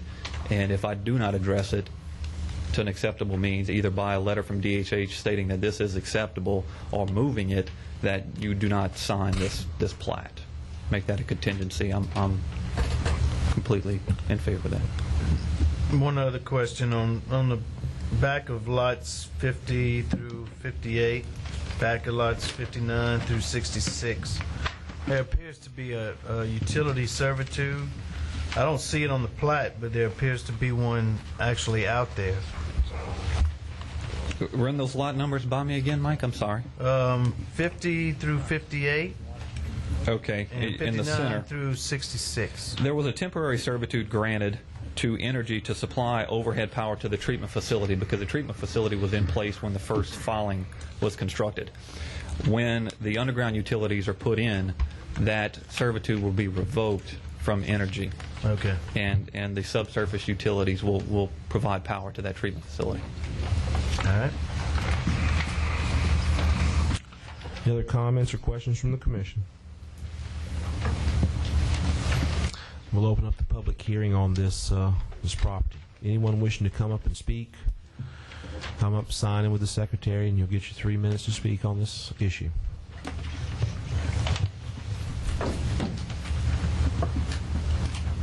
No one wishing to speak. Okay. Comments or questions from commissioners?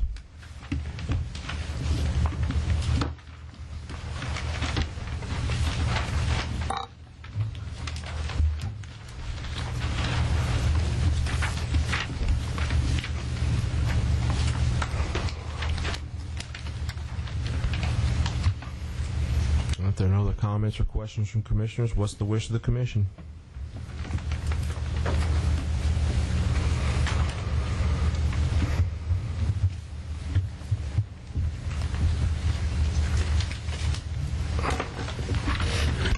I'll go ahead and move that we approve contingent upon hearing from, contingent upon the final plat not actually being signed until a letter is presented from DHH. Is that appropriate? I second that. I have a motion to approve with condition by Mike Bardwell, seconded by Scott Courtwright. Is there any opposition or discussion? Motion passes. Thank you.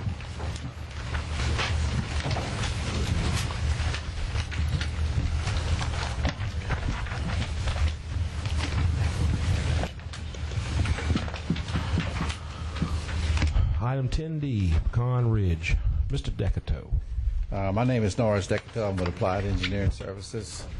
We're asking for approval contingent on final inspection and completion of the subdivision. We're about a week behind Billwood on Acadian and Essen Terrace, but my contract is a lot faster than his is, so we're gonna finish before him. You didn't have to give him his bonus. No, I did not.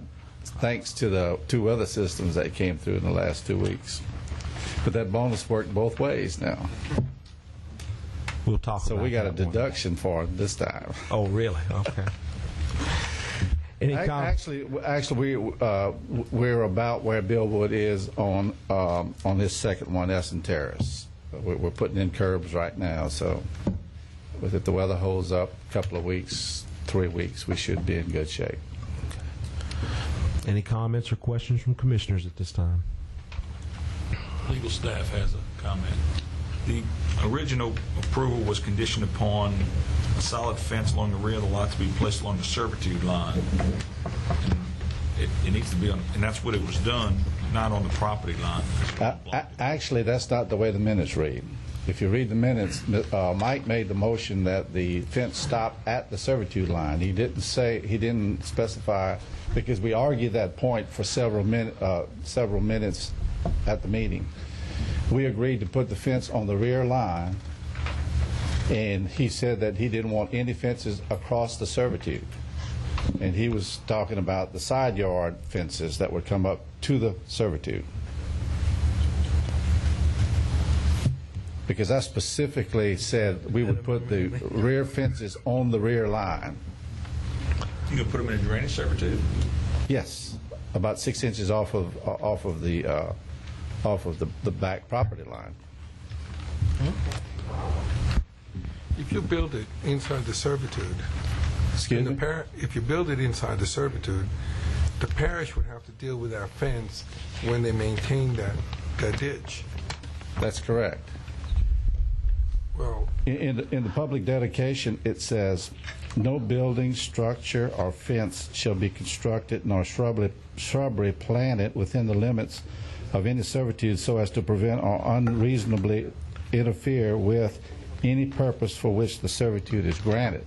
Okay, if the fence is on the property line on the back side of the servitude, it's not going to interfere with the drainage. So the fence is going to be on the adjoining property owner, not on your. No, actually, it's going to be 6 inches inside the property line. So that's inside the servitude. It's on the servitude. Okay, well then, the dedication says no fence. So which is it?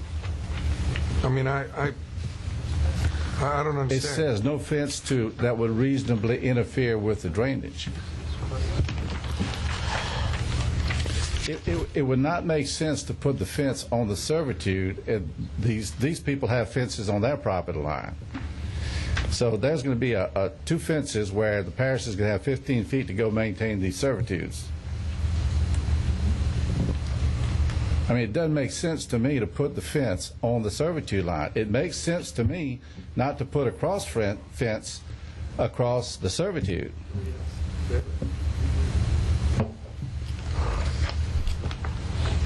But whenever the motion was made, it was not the intent for the fence to be on the servitude line.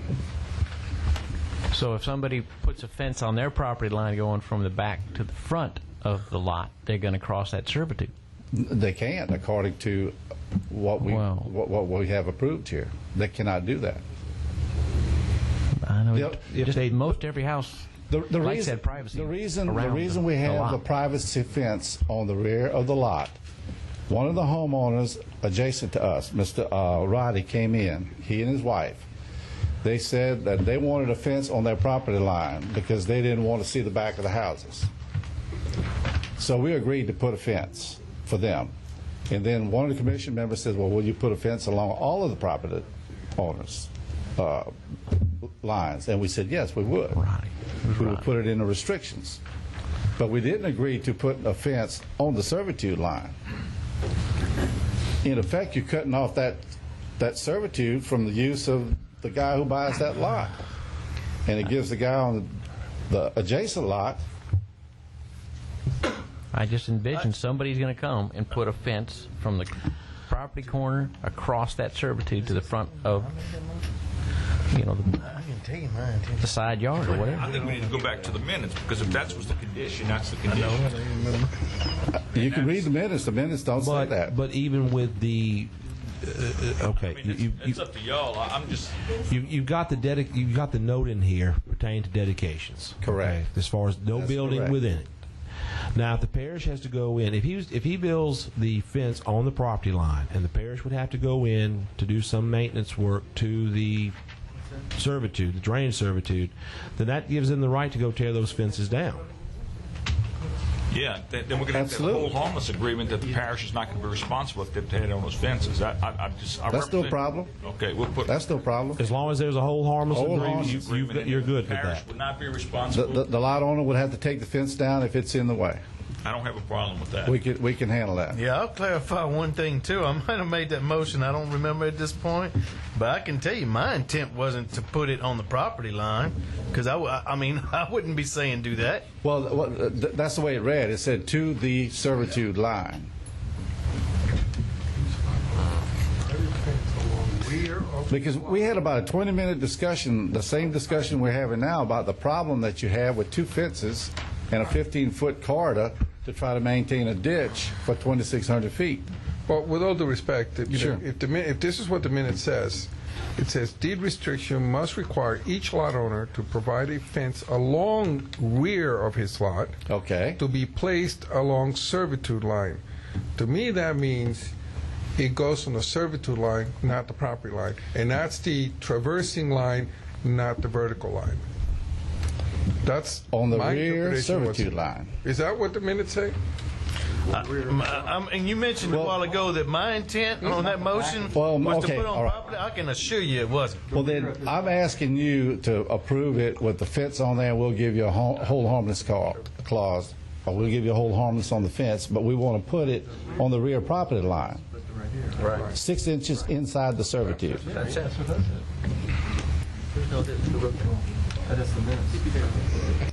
If that was the intent, whenever I left the meeting, that was not what I had understood after the discussion we had. But we will give the parish a hold harmless on the fence. Are there any other comments or questions from commissioners? And we'll open up for public hearing. If anyone wishing to come up and speak on this property, please come up, sign with the secretary, and you'll get your 3 minutes. And there's no one wishing to speak on this property. Comments or questions from commissioners?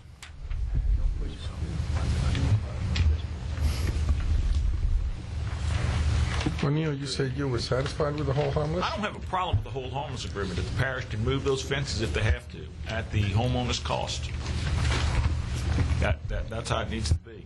But it's your decision. That's not my decision. That's yours. But I don't have a problem, as long as that's part of it. If they can put a fence there, which I don't, then we need to make sure that if we have to take that fence down, it's not our responsibility to build them up, to rebuild them, or do anything like that, or to repair them, or whatever. We'll put it in the subdivision ordinance as well as It's got to be on the plat. on the plat. But is it gonna In whatever cause any language other you want. damage? Is it going to cause any flooding? Is it going to cause anything else by blocking up that drainage servitude? No, actually, it's going to be parallel to the servitude line. Yeah, it'll be parallel to the fence that he's talking about is going to be run along the property Right. line.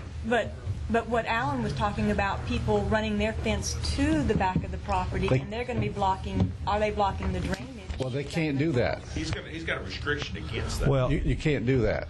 I mean, it happens all the time. Yeah. Norris. Well, Yeah, it happens all the time, and that's an issue that we address. What we do is we actually make them move their fences and let us run the swales through. In practicality, I just want to make sure that if that happens, because of the way this was approved, and it's up to your decision, not mine, that if it's done this way, if you're going to allow them to build that fence, that we're not going to be responsible at all for it. And that's the important part to me as a lawyer.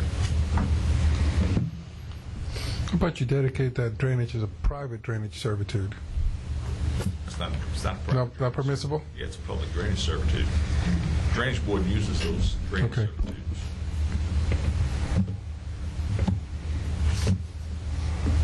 I just, here's my concern with the whole harmless. We put a whole harmless in there. The parish notifies all these property owners, get the fence out the way, we're coming on such and such a day. Fence is not out of the way. They don't go out and they don't do the work because it's going to cost more money.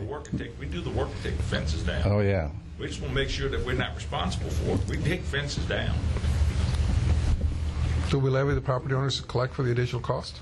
What's that? Do we levy the property owners for the additional cost for taking the fence down? No. We just go out and take them down. And let it go. And then they have to put them back up. But in this case, it's going to be on the rear property line adjacent to our adjacent property owners who requested it for privacy. It's not like, if our druthers, we would not have a fence on that back line. Our neighbors wanted one. The commission asked us to provide one, and we said we would through the deed restrictions.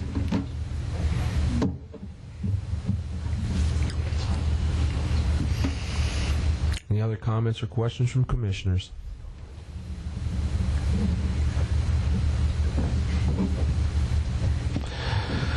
wish of the commission.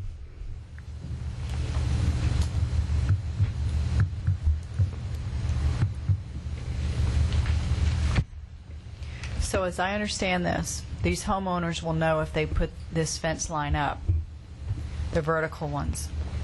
They will, if they put that fence up and it crosses a servitude, they are responsible. But they will know that prior to putting that fence up. It'll be in every purchase agreement.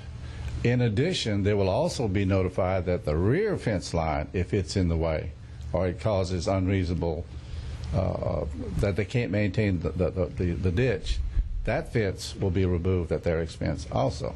And will that also be put on We'll the put plat? that in the purchase agreements In the purchase agreement. and on the plats. Okay. If I'm not mistaken, that note follows from now on every Oh, it's plat. it follows the So title. it stays with it the whole time. I It would, follows the title. I'm going to make a motion to approve, subject to the plat having a condition, having a note that says that the developer and all future owners of any property in this subdivision shall hold Ascension Parish harmless and indemnify the parish against any damages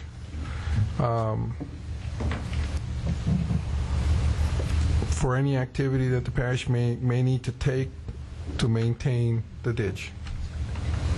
Any activity, including but not limited to the removal of any fence or any other improvement that may take place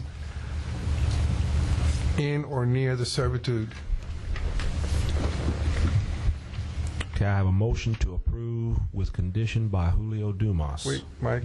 And of course, completion of all the improvements to the satisfaction of the ERA and staff before you sign the plat. Okay. Have a motion to approve with condition by Julio Dumas. Second. Seconded by Paige Becknell. Is there any opposition or discussion? Motion passes. Thank you.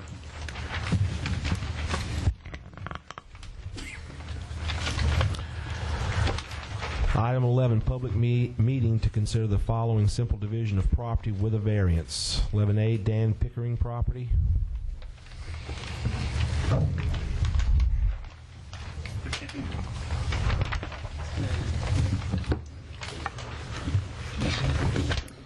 Ellen Jackson with McLean and Associates, proposing a simple division of property with a variance.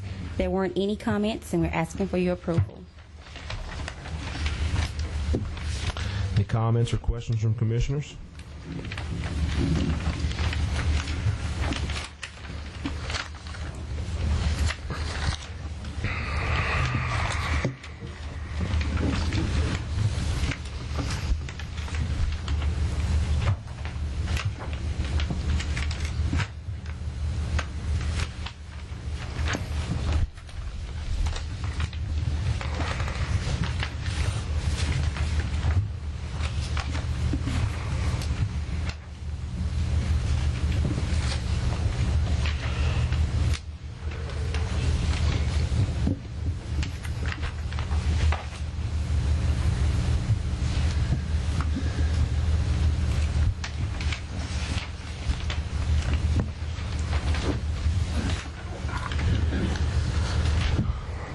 Any comments or questions from commissioners?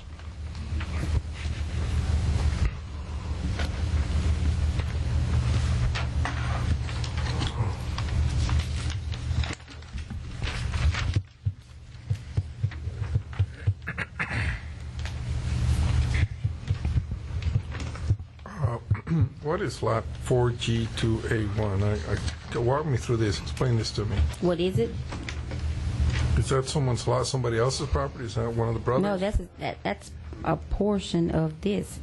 So that's the property he's keeping? Yes, that's the lot he's keeping simply because it's next to his residence.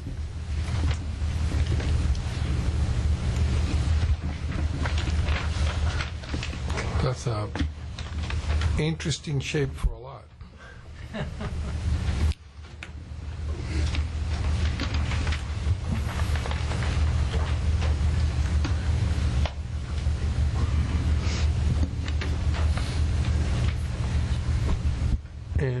pray tell, why does a 40-foot servitude cut across the rear of that lot?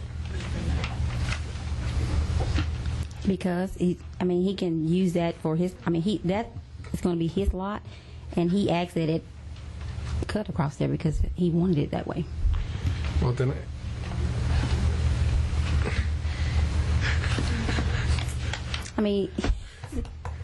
What are you going to do with this piece? What piece? The piece behind, on the other side of the servitude. That's part of that pond. That's why he's keeping it like that, because that pond cuts across there. There's a pond there. Yeah.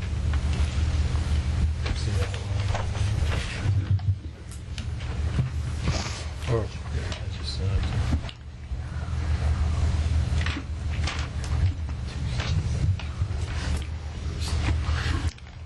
but he fronts on Wayne Stevens Road, correct?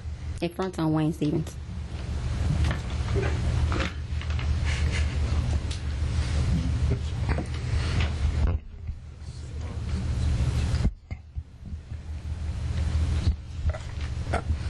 I'm going to have to ask you, you're going to have to get rid of that servitude across the rear of the lot. I'm sorry. Doesn't make any sense to me. I don't. That's just a burden that he's placing on his own property. I don't see the. Anybody can go out and place a servitude on that property. I don't see it from the legal standpoint. I don't see the problem with that. He's just placing the charge against his own property.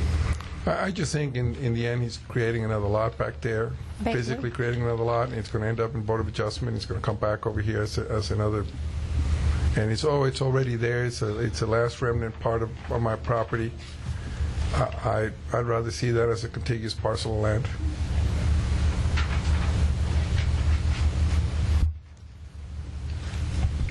What? The Board of Adjustments, what it? I'm just speculating. Oh.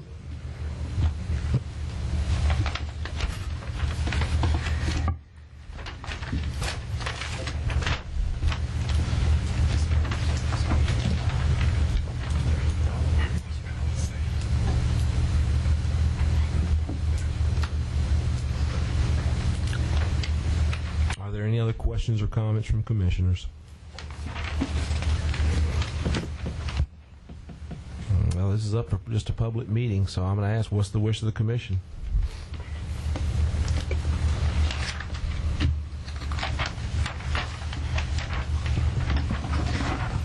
Can I ask one more question real quick? Sure. Ms. Jackson, tract 4G1, is that Pickering?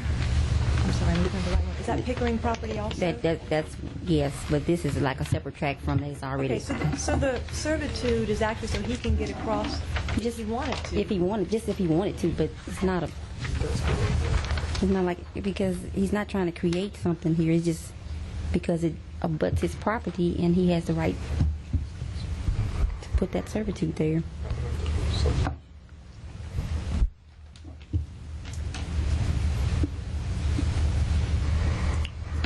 Has anyone made a motion? No. I don't have a problem with the servitude. I'll make a motion to approve. I have a motion to approve by Sherry Slyman. A second. Second by Paige Becknell. Is there any opposition or discussion? I'm not going to support it. Servitude bothers me. Okay. I have one objection. Julio Dumas. Motion passes. Thanks.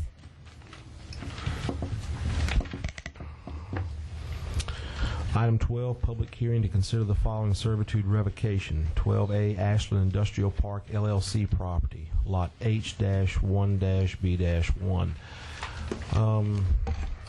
Charles, I didn't seem to get that in my packet.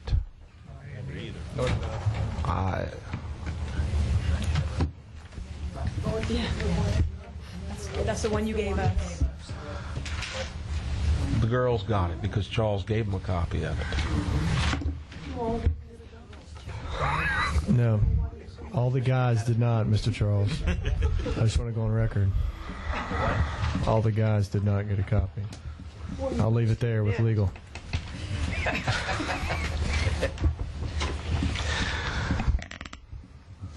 I'm going to check with the EOC company. Okay. I just assumed it did.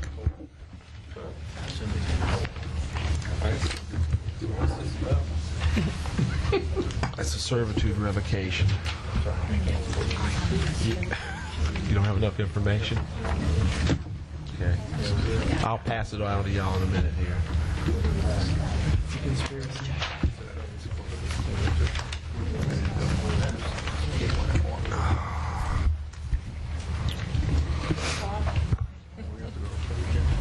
Yes, we are holding a public hearing. Well, we've got the presentation to be made first. Sir, go ahead, please. Chris Phelps with Land Source Incorporated. I'm here on behalf of the client that is requesting a 15-foot servitude revocation on this property. Okay. Any comments or questions from commissioners? There's nothing on this property, right? Right. It's empty. It's an empty corner lot.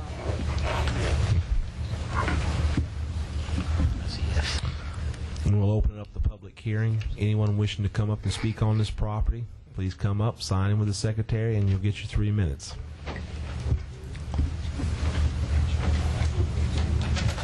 And there's no one to speak on this property. Comments or questions from commissioners? Move for approval. I have a motion to approve by Julio Dumas, I'll second. second by Sherry Slyman. Is there any opposition or discussion? I abstain. Based on lack of background. I have one abstention by Steve Barrow.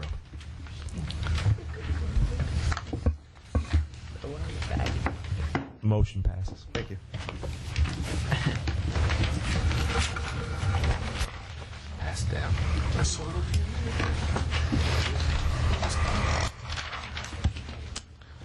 Item 13, committee reports. 13A, the subdivision ordinance committee did not meet during the month of December. However, we will be meeting a week from this Friday at 12 o'clock at the planning department.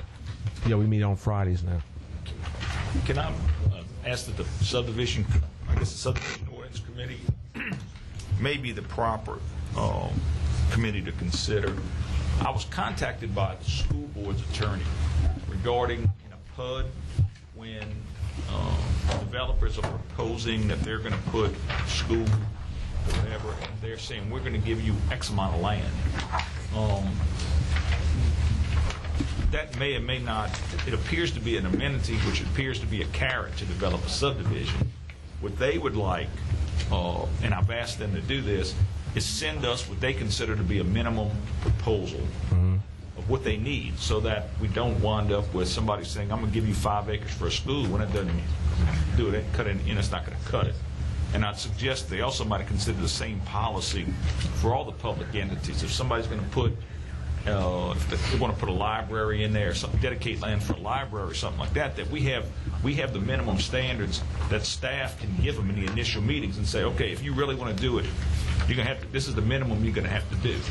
And they don't have to, at that point, they can make a decision of whether they want to do it or not, but so that we don't come in here with conceptual plans with, I got, 8 acres for a school here and 3 acres for a library here, when those people have never been contacted and don't have any idea that they don't want it, and it doesn't meet their criteria anyway. So I think we need to develop a policy on that so that these people know up front, this is, if you want to say you're going to put you're going to do something public here, this is the minimum that we'll accept. And I've asked, I talked to the school board's attorney, I said, we need something from them telling us that, because on the same hand, if they're going out and, we can't require that a developer dedicate 100 acres for a school in a PUD, but then they go out and buy, build a school on 20 acres. We want to know what their minimum size is so that we can say, don't include it in the PUD if it's not going to meet their criteria. And they're going to have some other ideas, like they don't want it on pipelines or anything like that. They just want to make sure. We should we should know when a PUD comes here that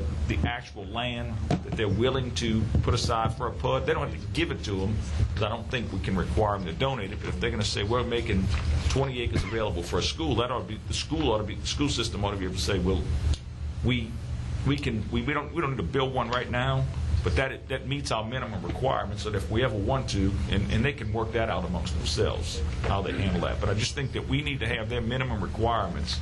And that needs to be considered early on. This is what, if you want to include this in your PUD, this is what you're going to have to include in it.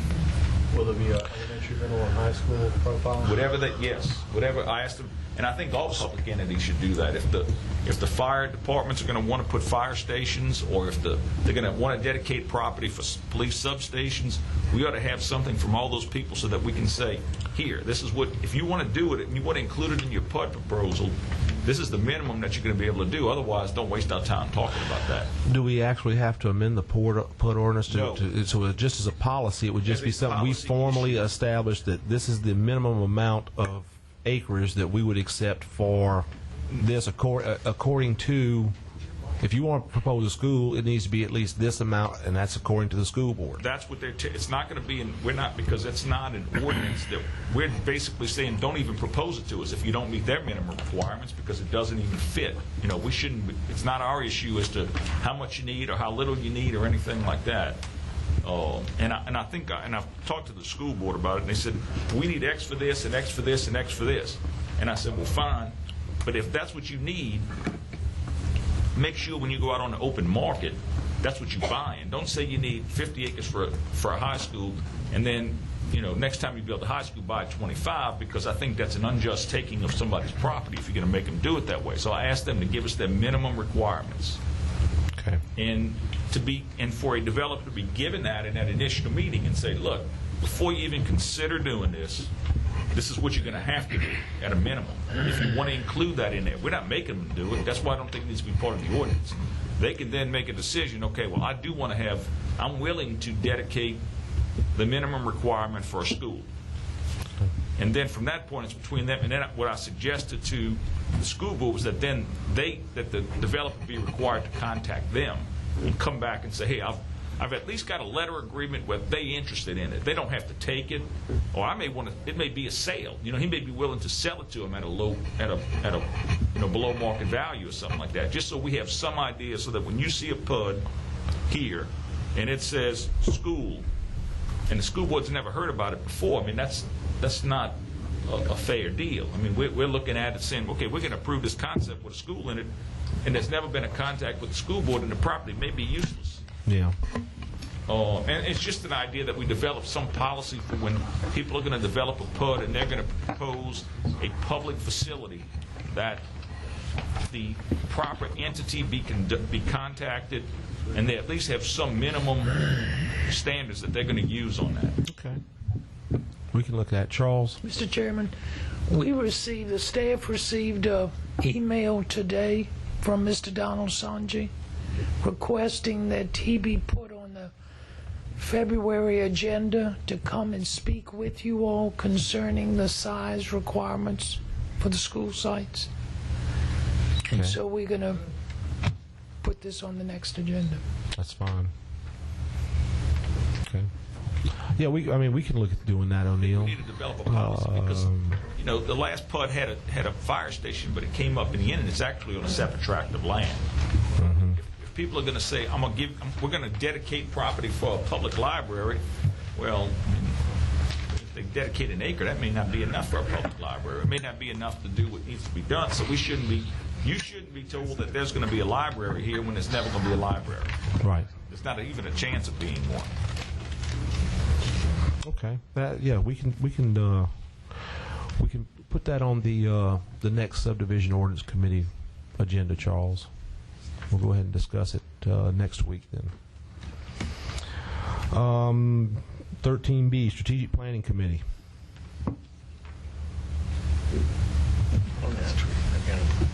Okay.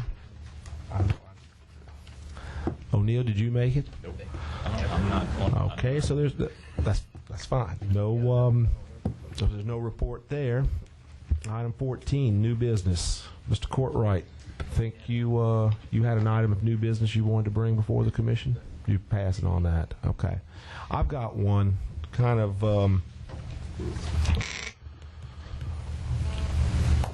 the issue earlier with the PUD and basically informing the commission. In the past, we have discussed ideas as far as helping keep the commission informed. Status update report was one of the items that came up. This has been about 3 years ago or so.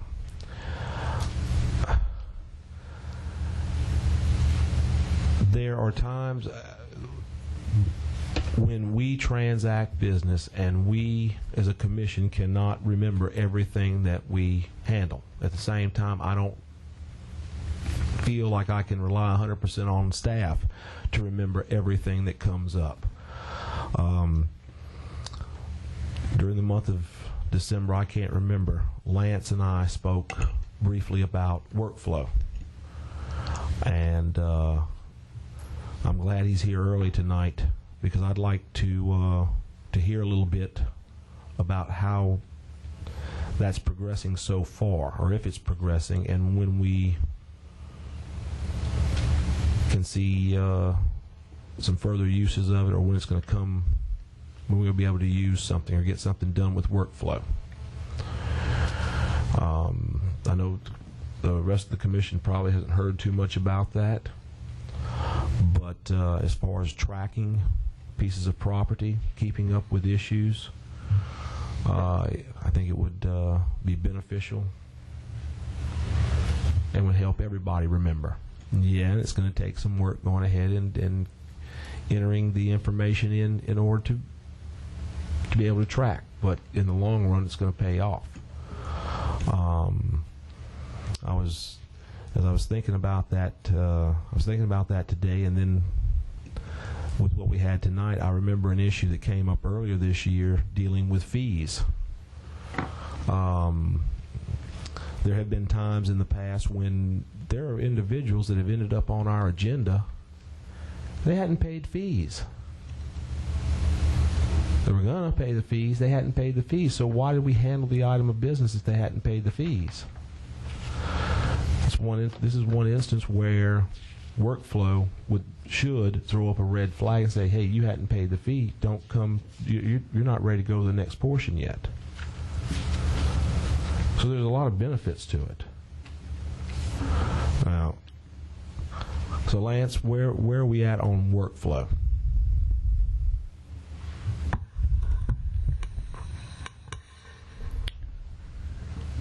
We have it, meaning that I've talked to Randy, and I've also with Michael Bardwell. He's helped us out with that.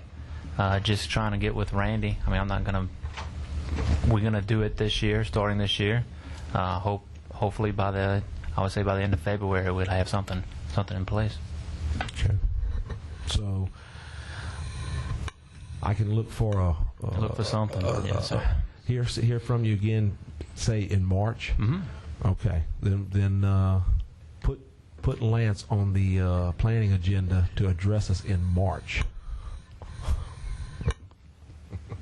Okay. Anybody else with any items of new business? I do have a comment that came up tonight, and this is probably more just a discussion for us and the staff. One of the reasons that I got on this commission to begin with is we bought the home in Prairieville, and the builder didn't treat us right, and we had a lot of questions. It was our first home, and yada yada. So I decided to instead of making fuss about it, doing something about it, and volunteering and serving in this capacity. My question is really to the staff, or I guess to the veterans here that are on this commission. Do we do any sort of a, I don't know what to call it, background check, or do we monitor if a builder, I know we require that all the builders in this parish be licensed builders. They're not just somebody off the street that says I can build a home and then they come before us and they can build a home. Do we monitor that? Do we ask for to see if they are a licensed contractor? Do we do we ask to see if they're in trouble with? I guess the root of my question is reputable builders in this parish. We don't. I know the commission doesn't do that because I haven't done that in a year and a half or 2 years. But I couldn't answer your question. I mean, I don't. As far as a background check, I don't. Not a know background check like criminal. Does a guy have a driver's ticket? I don't know what the criteria. Is he a licensed builder? I don't know what the minimum criteria is as far as getting your license in this parish. I'm assuming that you have to have some state certification or be recognized by the state in the craft that you are wanting to get the license for. But that's as far as it would go. I don't know what standards the parish has set for that. Any comments on that? Am I making myself clear? I mean, can anybody come before you and ask for a building permit and say, I'd like to build this home and not be a licensed builder or contractor, and that fly? You wouldn't be issued a permit. He wouldn't be issued a permit. He's not issued a permit until we do a check and see if he is a licensed builder. He has to furnish us Correct. proof that he has a license, both state and parish. So the people that we see that come before us that want to build a subdivision or whatever the case may be are licensed builders, contractors, etc. Not necessarily. A developer doesn't have to be a licensed. Well, the developer, I understand that, yes, but the people that are building and putting up structures in this parish, those people are checked by you guys, and we know that they are. But now remember also, I'm an electrician. I'm recognized by the state as a journeyman electrician, but I'm not a quote-unquote certified electrician. I can get, if somebody wants me to go do a side job for them, which I don't do, they can get a homeowner's permit. I can go do the work under their homeowner's permit. As if they were doing it. So, I think we're talking about two different things, though. Building a home and with the Planning and Zoning Commission, I think that's more Laverne. He'd be more and that's true. That is Laverne, but you have to look at, as far as work goes, not just building a home, but work goes. There are some other things that you need to look at with that.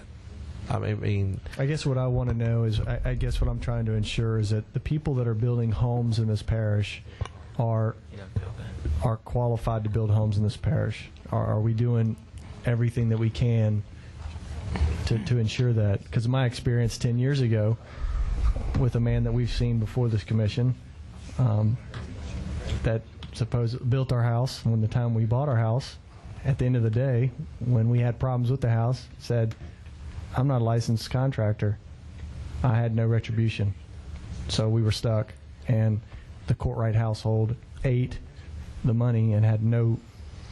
We had to go further legal matters, and it would have been a lot of time. Whatever. So I want to make sure that we're giving the best product we can to the parish, citizens of this parish anyway. I guess the best place to start with that would be to talk to Laverne.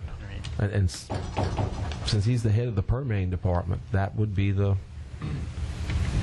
best place to start and go from there. All right. Thank you.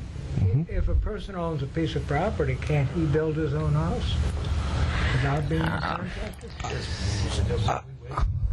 Well, once again, that really, we don't handle the building of the house. That's not our job. My question is okay.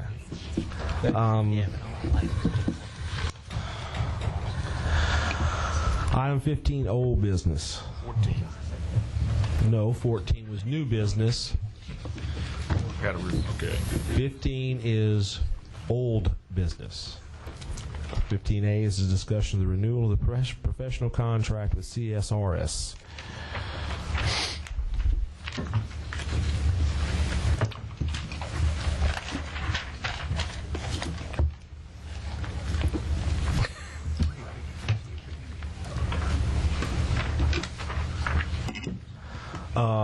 Everyone should have gotten a copy of the contract with, and this is the current contract, correct, O'Neill? Correct.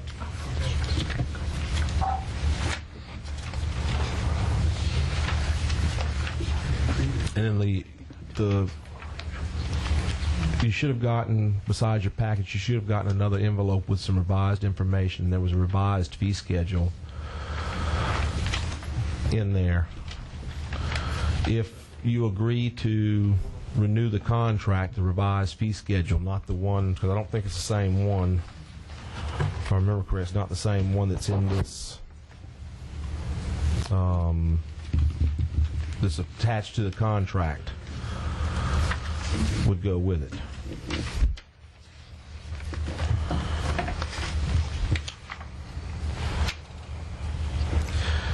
Now, of course, the contract will expire February 18th of this year. So we've got this.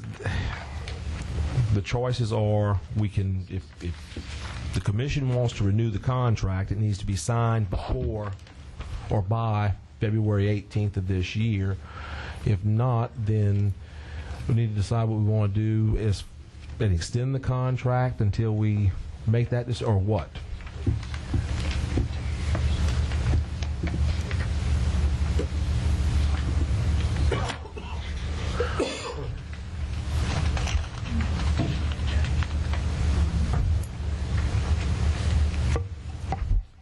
So, are there any comments or questions from the commission?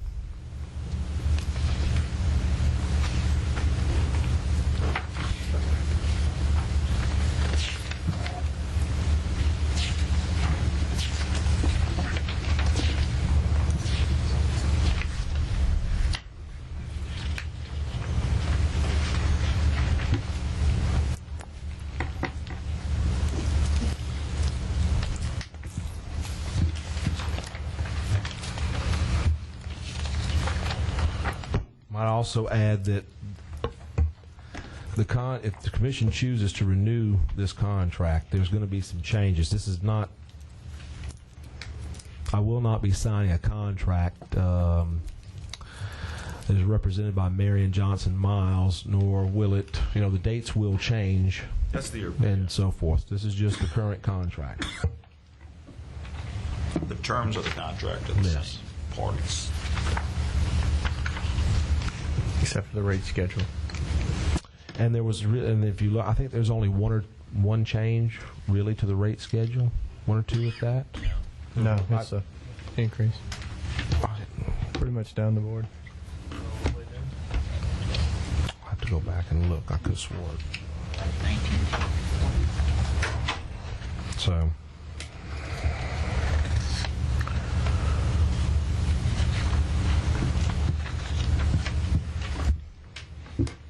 If there are no questions, what's the wish of the commission?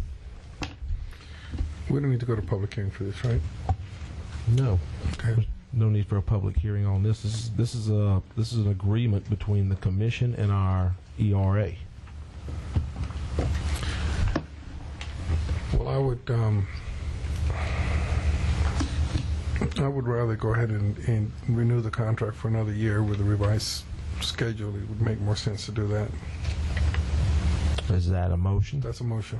Okay. I have a motion to approve by Julio Dumas. I'll second. Seconded by Mike Bardwell. Is there any opposition or discussion? Is it a year or 2 years? The old contract was 2. This contract was 2, but right now we're only looking at renewing it for a year. Okay.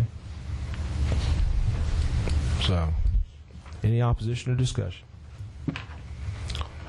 Motion passes. Item 16. Make a motion to adjourn. I have a motion to adjourn by Scott Courtright. Second by Alan Kraus. Is there any opposition or discussion? Motion passes. About 10 minutes, guys. 10 to give them time. Thanks a lot.